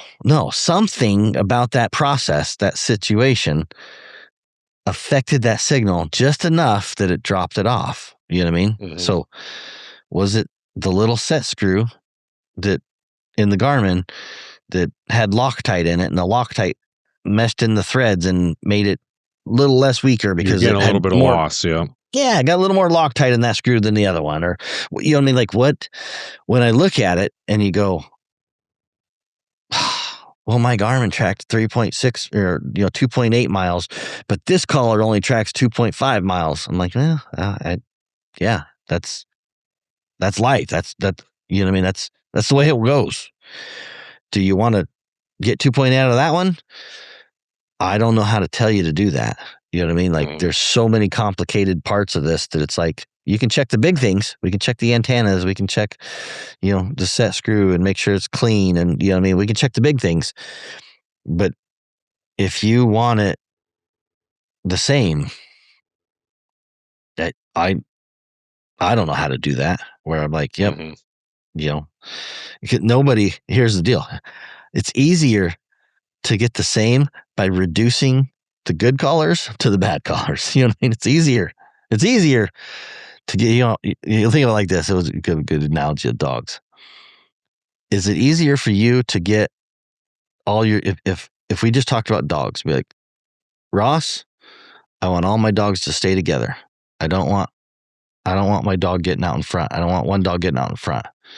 Now, do you want a pack of dogs that are in front? If that's the goal, you're like, hey, I got this super fast dog, dude, hard to keep up with. Now you want to go get a pack of dogs that keep up with this. Is it easier to do that, or is it easier to get the dog and be like, yeah, that dog's too fast. I need to pick this speed. Like, let me slow that dog down. You know what I mean? Like I can slow that one down to match him up. You know what I mean? Yeah. Nobody wants to slow the dog down to make a consistent pack. Maybe there's probably people out there who do. I'm whatever. But same scenario. It's like everybody wants to take that furthest tracking collar and be like, hey, I want all my collars to track just as good as this one. Yeah, that's hard to do. You know what I mean? Like, because then the next one's gonna beat it. Easier to slow that collar down and have all my dogs, all my collars track at 2 miles, or a mile and a half than it is to be like, oh, that's my really good collar or whatever. So I don't know. I don't know if that even makes sense, but everybody wants the furthest one. They want to take the best of the best, and they want all their collars to track to that one. And I'm like, man, in the real world, if you want all your collars to track the same, you should take that fast one and slow it down. You know what I mean? Set a realistic goal. It's like, hey, that one's unrealistic. That's the best case scenario. You might have to go through a lot of collars to find that one, but all the stars are aligned on that one. Mm-hmm. Take that one as that's your superstar. You know what I mean? Like that's the dog that's the exception. You know what I mean? That dog is the exception, and be happy about that. You know what I mean? That dog kicks ass, man. It's freaking hard to get every dog to act like that. You know, when you see a good one, it's like, it's really hard to get every dog to be like that. Easier to go through really a lot of dogs. Yeah, you just have a whole pack of coals. It makes it easy. It's like, man, it's easy to get a pack of coals, but you get a good one. Kick that good one out of here. They all suck. You sell the good ones. You get rid of those good ones and just work on a pack of coals. It's a lot funner. It's a lot more exciting. No, yeah, that's what I felt like I had today is a pack of coals. So I feel you. Yeah. But at least you're still having fun, right? I don't know. I wasn't having much fun today. I was beating my head against the dash most of the morning. Oh, I seen so we were at this, like I said, this weekend shoot or whatever, and I seen a meme. There's like, I'm gonna mess it up. Let me see. I'll have to let me find it really quick. I don't mess this up because I'll botch it up. But it was pretty simple. I sent it out to my buddies on the trip. I said, our problem solving skills are good, but our problem making skills are where we really shine. So it always seems like there's always some kind of, it's like we're really good at making problems and we fix them too. But I go at it and when I think about the problem, it gets really complicated. So I don't know. Yeah. Yep. Yeah, anyway, Shorty, I need to go back over there and run some dogs. I didn't get to run some dogs with him. I should have stayed back and. That would be fun. Yeah, that's awesome country up there too. Yeah, I love it up there. It was pretty cool. Really cool ranch and good ground. He's got to see his kennel set up. He's got piles of kennel there down at the road, and yeah, we had he had a fire on the. I don't know if I told this story. We came up. We were at one of the shoots. Funny story. This gal, the neighbor gal, comes flying down the road, and about dusting us out. We're all sitting there, and she's like, "Hey, Shorty, anybody got get a hold of Shorty?" And I'm at this shoot, and the RO's got radios and stuff, and so I'm thinking, oh, maybe somebody get on the radio and pick them up, get them whatever. And nobody can get a radio or whatever. And I'm like, well, I was like, call up Shorty. You know what I mean? He answers. I'm like, here, talk. Out of 200 people at this shoot, you know what I mean? It's like 2 people had Shorty's number, which is me and my buddy, James. And somehow this gal pulls in here, and she's like, "There's a fire up on the hill." There's a fire up on that ranch when we were up there from lightning strike maybe a couple days ago. Like it had to be like 2 days before they had a lightning or a thunderstorm came through. So I imagine it was smoldering underneath because it definitely wasn't smoking up there when we drove up there the first time. You would have seen it. So she comes in there and there's a fire there, and it's like out of 200 people in this shooting match that like nobody had there, and it's like, yep, punch up, like the power of how and that was when I come back with James, and we were just kind of bullshitting on them. Right, we flew to Denver, and I was driving, and I was like, it is just so impressive sometimes. The connection that hounds have made, you know what I mean? And so for meeting Shorty or whatever, heading over there and some of the reason we went over on that shoot was because we seen it was on Shorty's ranch, and I was like, oh shit, we can go, we can go visit with Shorty and go do this, 2-day shoot. I was like, yeah, let's just go try that. Let's go have fun and go see some different country. And so we figured it'd be just a fun trip.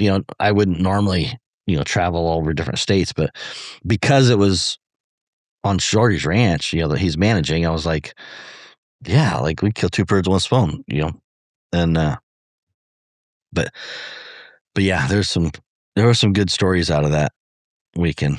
That I don't want to say on the podcast. Maybe one day I will tell them, but they're still too fresh. But but but yeah, Shorty's good. I had a good time with Shorty. That ranch is really cool. I almost went out. Well, probably pretty close to where you were lion hunting a couple winters ago, but I never did make it out there. But I would like to go hunt New Mexico one of these years. Yeah, you should do it. It was really good country. I was impressed with the ground. It was just south of Colorado. Damn stupid rental car company. That it was kind of a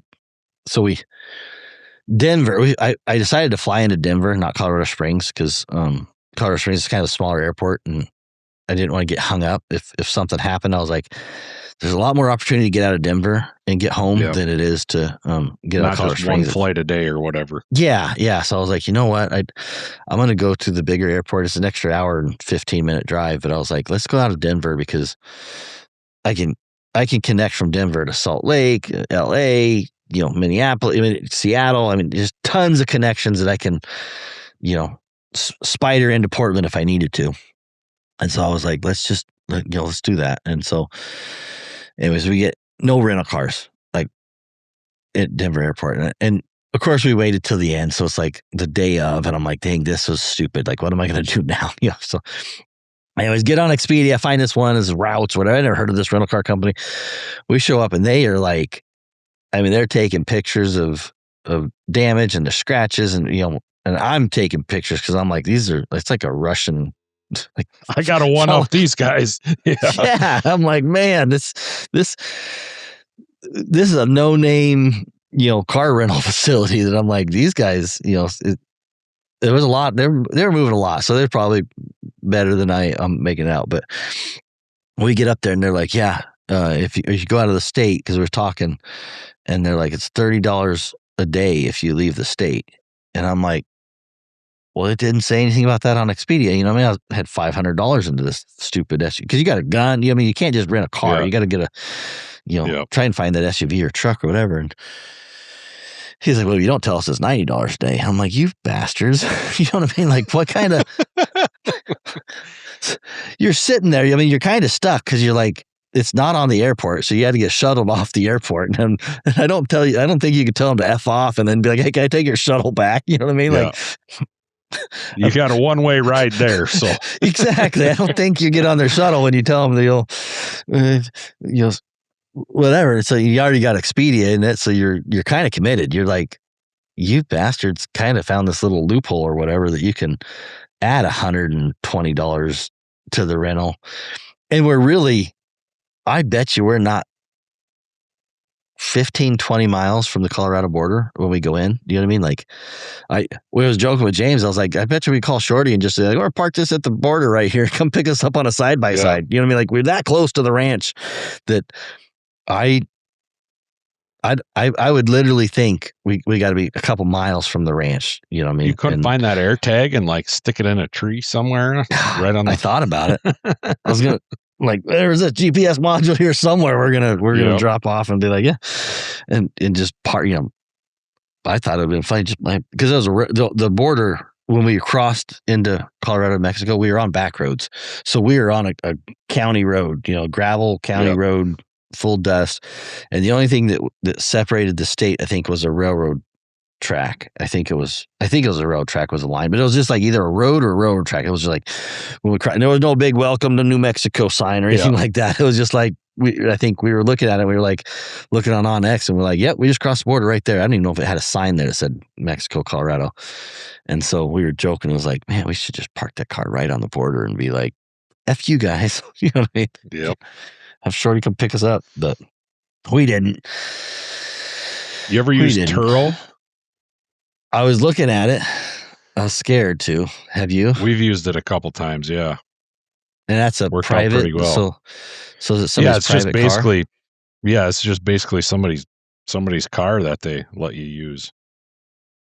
Pretty simple. You just book it and then they leave it for you. I think it's so my wife has done it, but I'm pretty sure it's just an app, like geez Louise, I'm so far out of the city lingo anymore. But yeah, it's just an app. You find it on, find it on there, and they got a little keypad or whatever, keypad lock at the car. They'll park it in a certain spot at the airport, like, hey, I'm in, this lot, row Yeah. F 32 or whatever. And, Right. then there'll be a keypad there to punch a number in, get the key. And when you drop it off, you pretty much do the same thing. Take a picture of the car and, F31 this time or whatever, and done. We've only done Yeah. it. I think we've done it twice now, and it's worked. I was nervous about it, but I'm always nervous about anything when it comes to new technology or whatever, Yeah. But it worked out pretty well. Yeah, I'll have to. I was about ready to try that because I was running out of options there. It's just kind of like VRBO or whatever. You scroll through the cars or whatever that are in that town, and I want this Ford Explorer. Yeah. It's pretty slick. I'll do that with my truck. I'll get a flatbed. Yeah. It's like exactly. Yeah. No, but yeah, it was really cool ground down there. Like I kind of want to go down there and mess with some dogs sometime. Yeah, it's New Mexico's. I shouldn't say it publicly, but it's super underrated. It's not. It's not somewhere that a lot of people talk about going. Obviously, there's some people that go there, but yeah, when he's I was there, I was like, "Oh, this is awesome! I need to get back." Yeah, down there, like I think the Whitakers were in that same area, and Petrini, I think. So it was like some of that ground was. They were Does saying he hunt in Colorado too? I don't know who, or does he just Shorty, or does he just stay in New Mexico? Because I think the Whitakers, I think are getting both, but I don't know why. I think they do. I don't know the boundaries and lines. Yeah, Colorado is all over the counter, so I guess if you're that close, I guess I don't know why you wouldn't dabble up there too. Yeah, it's just I think some of it's just private ground and private ranches and stuff like that, and which being down there, I could see why. I was like, man, it was beautiful. It was. I was definitely like, man, we should have come down. I've been so busy at work. I was like, we should have come down, spent a couple of days, and seen more of the road. You know what I mean? Like the woods. We had that bobcat cross, The back country, yeah. And then apparently some of the ROs and stuff said they seen a cougar. We didn't hear about it till afterwards, but a cougar there. I don't know. Like, I'm always skeptical of people. Oh, dude. Shorty was skeptical too. Shorty's like, that was a house cat. We got a bunch of stray cats right over here. It's like people see lions in Wisconsin all the time. I'm like, all right. Yeah. That's kind of what we were like. I should have gone and looked for a track, but they were like, yeah, I was right there. I'm like, yeah, maybe if we had seen it, we'd be like, hey, Shorty, he was on that fire, because we come in and that gal, like I said, called in that fire, whatever. So Shorty went up there and they had fire trucks up there, and they had ended up calling a helicopter. They had couple that I think started taking off. It didn't like go into a big, but it was starting to put out some smoke and stuff like that. And it's like, yeah, we better get that put out. So we were going to go up there and help them shovel on it and stuff like that. But it was off these cliffs in this rocky area. It wasn't very easy to get to. So they ended up calling in a helicopter, and Forest Service come and took it out and put it out. Anyways, long story short, but Shorty was up there on that fire whenever we first heard about it. And I was like, me and James was both like, we'll go get freaking Shorty dogs and go check that cat. You know what I mean? But it was so hot. It was like, man, if it wasn't 100 degrees, we would have been like, all right, Shorty, grab your dogs. We got to go confirm something. We go catch a house cat really quick. Yeah, let's go call bullshit real quick.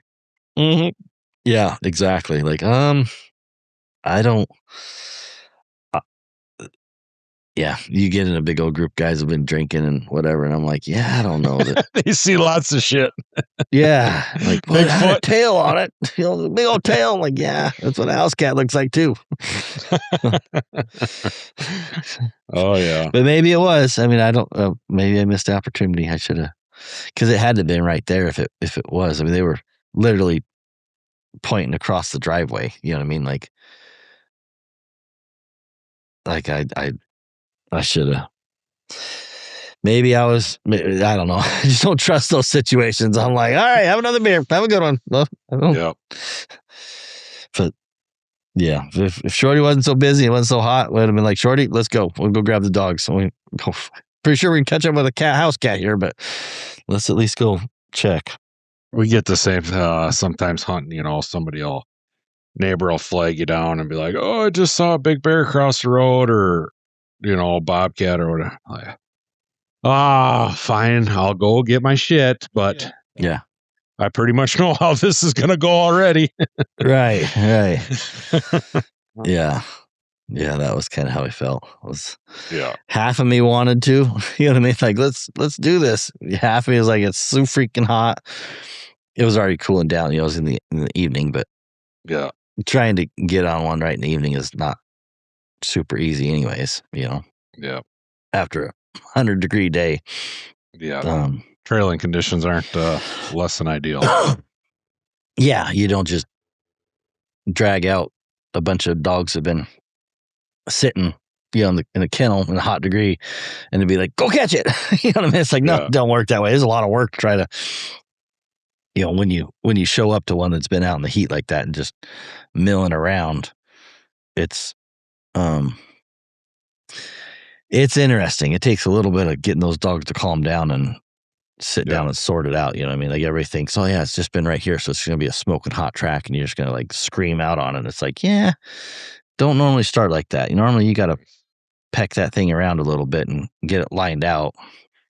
And then, once the dogs are acclimated and trailing it, and then they can jump it and run it with speed to catch it. But rarely do you just drop dogs on the spot and they just scream out of there like a bunch of wild banshees. It's like, yeah, it doesn't work that way. Not typically. So, anyways. Well, cool. We shall move on, and we can close this one down. We'll be ready for the next one. Summer's almost over. I'm going to start getting back into the season again. Yeah, it's going fast, man. July's almost over. Our training season's almost half over. Feels like we just got going. I just got so I did my first round of trying to get collars repaired from Garmin, because Garmin doesn't let us do repairs anymore as W. So I sent in a couple as buddy, and I just got them delivered today. So that took, for me as a customer, to get my collar fixed, I'm at 2 weeks, 2.5 weeks now, because it was since you first sent it. Since I sent it off. Yep. Wow. Yep. I just seen that they were delivered as I was talking here. But yeah, I literally called them, did the paperwork on it 2 weeks ago. Let me think here.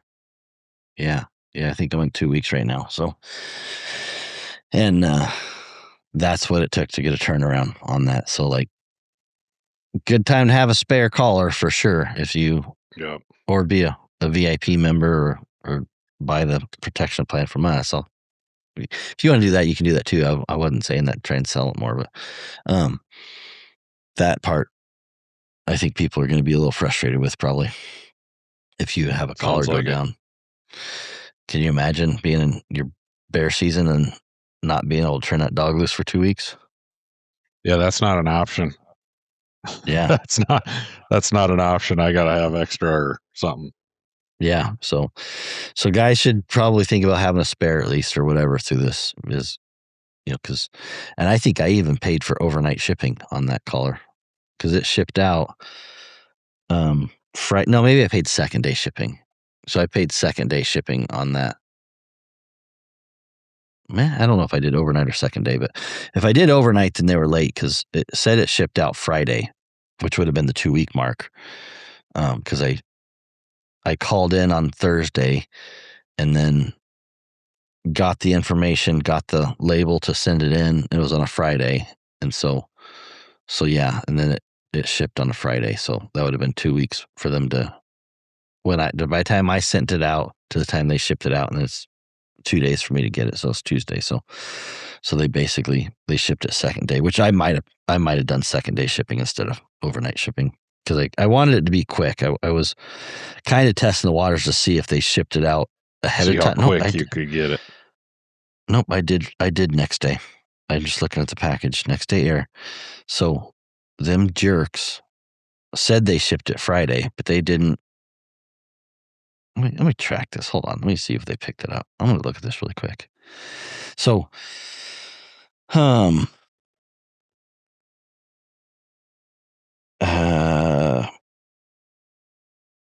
yep, they did not.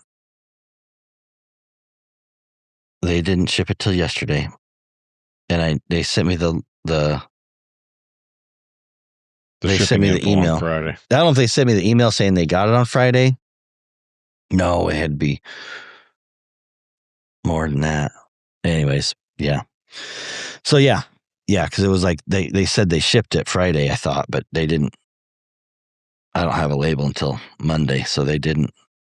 I don't know. Anyways, it's not good. My test on the Garmin speed on replacement was not a good test because I sent 4 colors that I had broken.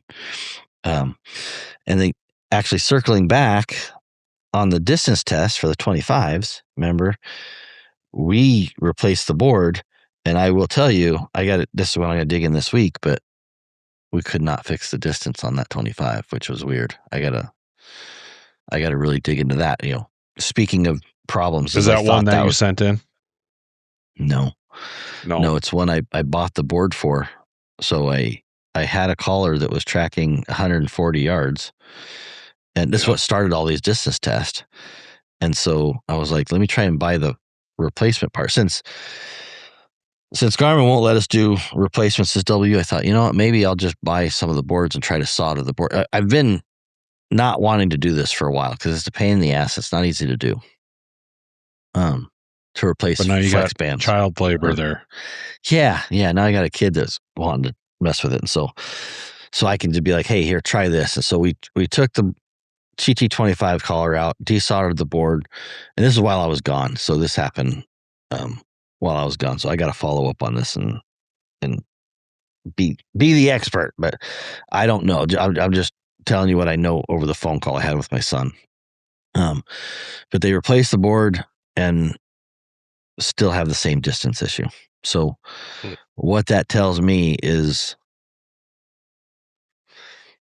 it has to be, I don't say it has to be, but it's got to be the connection between the antenna and the board. You know what I mean? Like there's some type of connector there.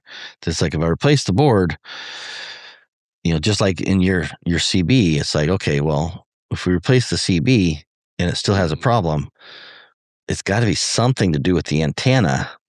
Now we replace the antenna and we replace the board.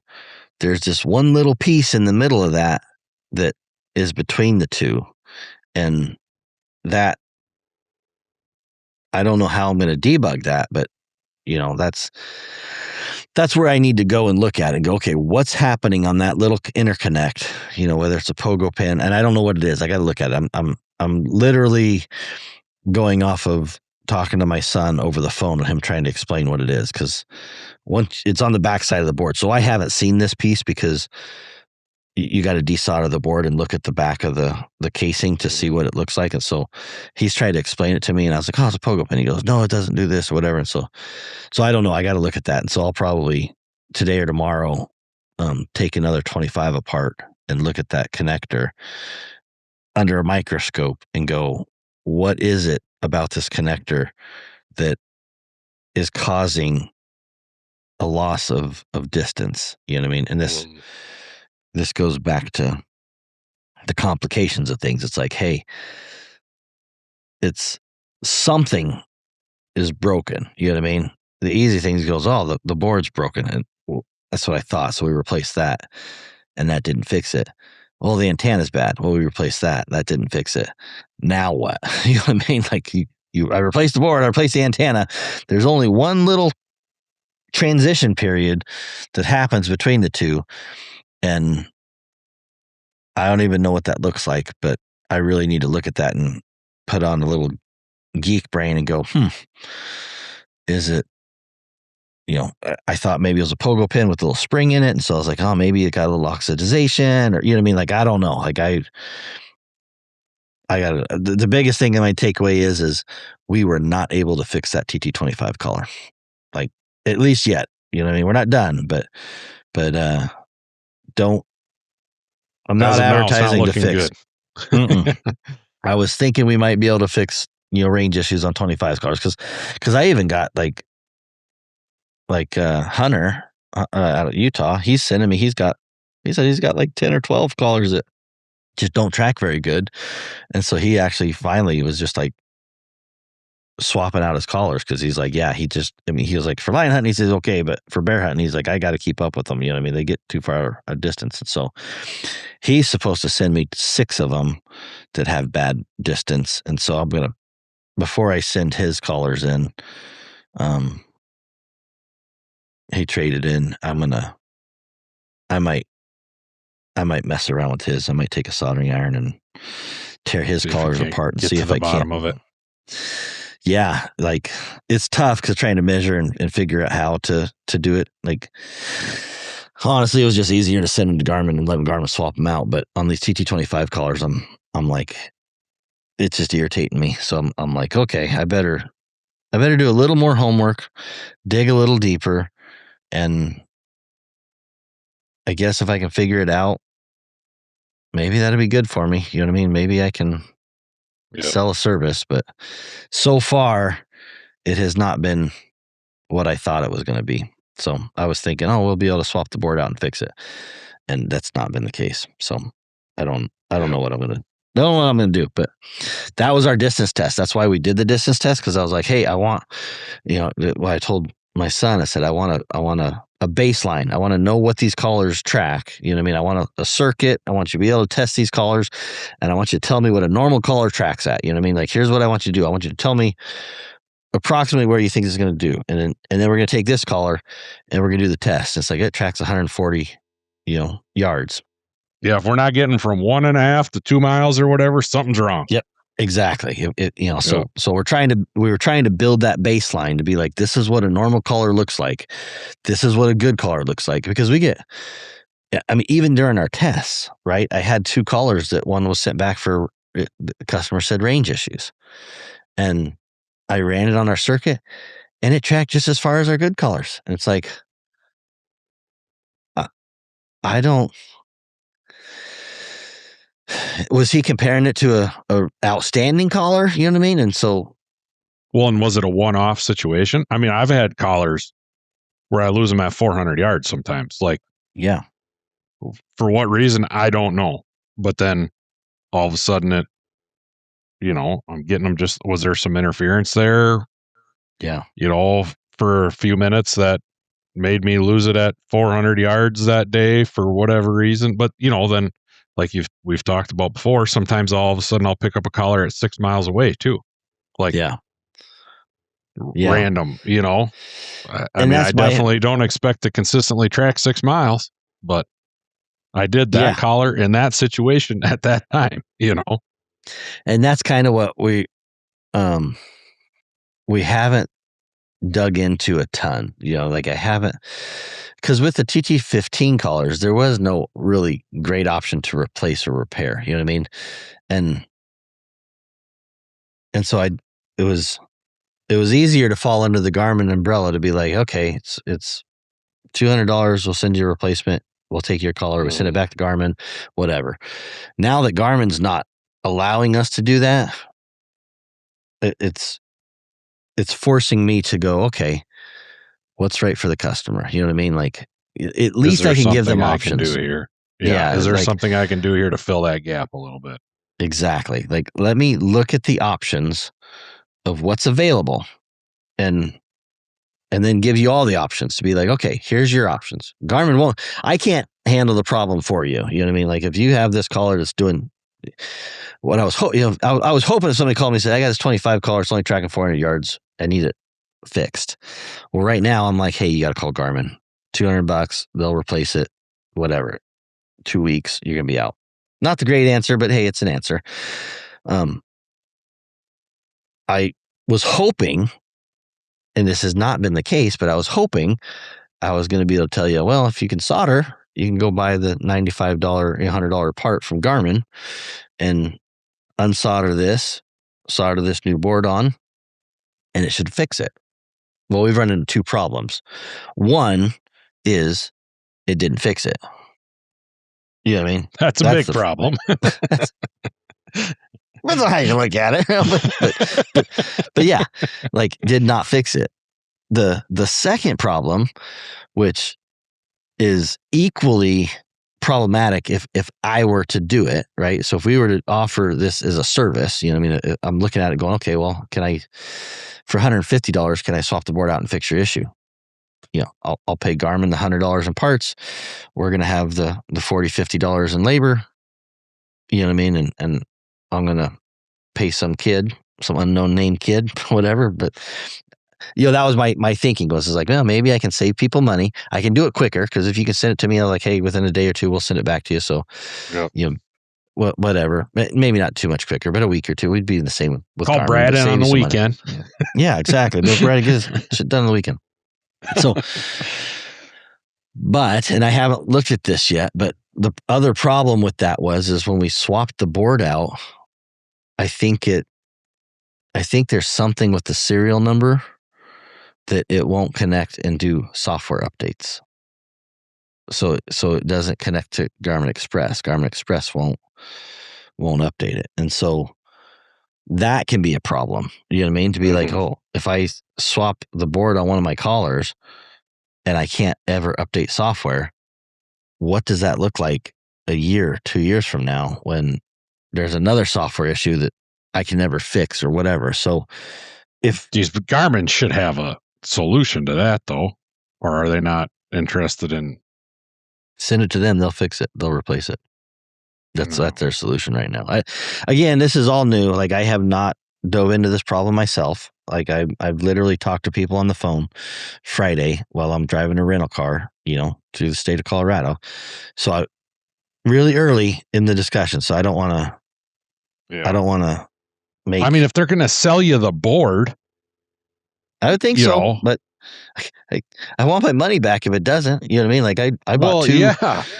200. I've spent $200 on parts, and if they can't make a seamless swap, you know what I mean, and I got a really nice soldering station, and you know what I mean, like, it's not like we did it wrong, you know what I mean, like, yeah. If they're gonna sell the board, I don't think they want to sell the board. I think they have to for, you know, right to repair or whatever. So I don't know. Like I said, I may be getting over my skis a little bit here. Yeah. Maybe there's something stupid that we just need to fix. Like, I'm not sure the answer. I'm just telling you where we're at, which is we replaced the board. We bought the $100 part. We did the test before. We bought the $100 part. We replaced the board. It didn't fix the problem, which is problem number one. Big problem, right? You know, it's like, hey, why did it not fix my range issue? So where is the problem? I need to do some measurements and try to figure out if I can identify that. And then the second thing is even if it did fix the problem, I can't sell that as a product if you can't update the software. You know what I mean? Garmin's so big on software updates. So if that is an option, Garmin has to figure out how to fix that so that, you know, and I don't know, maybe you got to call Garmin and give them the serial number so they can unlock it. What, I don't know what, you know what I mean? I don't even know why. I don't know what the problem is, but I just know that collar does not register to Garmin Express anymore now that we replaced the board. There's some numbers inside it or whatever that aren't lining up anymore when it hooks up to the computer and recognizing it as that exact collar. Yeah. Yeah. And I'm having issues with it, and I've got a pretty good handle on Garmin and updating and all this stuff, and people I can call and ask questions to. I would just be cautious for customers right now. You know what I mean? You could, if you like spending $100 bills and not having stuff work, go for it. You know what I mean? Like, I don't. Oh, I love that. Send them to me. I got 2 boards I'll send you. If they don't work, I'll send them to you. You just found my niche. Yeah. So anyways, I got one other board that I haven't put in something yet. And so I might take one of Hunter's collars and try it, because even like testing distance, one of is never a good baseline. You know what I mean? Like, if you're only, if I'm making my statements because I did this one time and this one, you know what I mean? Like, that is not good enough for me. So, I'm a dummy. I'm gonna blow the second one up and be like, see, I knew exactly what I was gonna do, but I still did it anyways, because I want to confirm that I'm looking at the problem, which is these new boards don't work versus we did something wrong. So I got to do another one. I gotta burn another $100 bill just to prove a point, just to prove that it ain't gonna work. Yeah. So anybody want to donate $100 bill for me to go? I'll just let it blow up my truck window when I'm driving. Yeah. So anyways, maybe next time on the next podcast, I'll let you know what we find on these 25s. But so far we have not fixed one. I was pretty confident we were going to fix it. I thought it was going to be pretty seamless, but we're running into problems on it. On the flip side, he has been fixing 15 colors, TT15 colors, for a limited time. My son, I don't know if I mentioned this on the podcast or whatever, but he's been able to swap out 15 parts and get 15 TT15 colors working. So if guys want, now W is not going to do that. I don't want to do it under W, mostly because I think the parts are going to run out soon, but he's able to get parts right now from Garmin. I think they'll run out here in the next month or two, and he can fix a TT15 color for like $150. So if anybody's interested in that, get a hold of us. We'll put you in touch with Brad. He's doing it on the side. Like I said, he's spending $100 and something in parts from Garmin, and he's charging $50 or whatever. So I think it's $150. So like the flex band issues and stuff like that? Yep. You'll get a new flex band, a new computer board. It'll should be fully functioning and working. Like basically just like, except it'll have your battery box, you know what I mean? Your battery and battery box. And casing, you'll be your casing and stuff, but the electronic board and the GPS flex band will be replaced and fixed.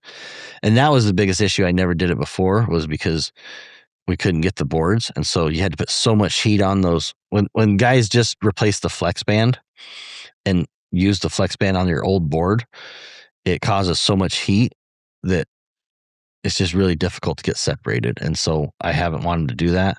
Whereas now, that he can, if he blows the board up, he can get that gets replaced. So you're actually getting a board that doesn't have as much heat put on it. And so, it's the way Garmin does it. You know what I mean? Like there's guys out there that are doing a little bit cheaper, but I wasn't comfortable doing it that cheap. You know what I mean? But if somebody wants to get the whole board replaced and get basically a brand new TT25, it's like it's the same casing, but it's got all new guts on it. We can do that. I'm comfortable, and we've done some testing on that, and it's worked out pretty good. So that's a brand new 15, right? You said 25. Yep. Yeah, 15. I thought we were going to be able to do that with 25s, but we have been failing on 25s. As of now, I got 2 problems I got to fix. One is it doesn't work. And 2 is it doesn't work for software. So you're stuck on whatever software that board has, which I don't even know. It can be like really old software. So I don't know. We'll see. But we'll keep an update on that. So we'll go from there. All right, Ross. All right, man. Touch you later. Later.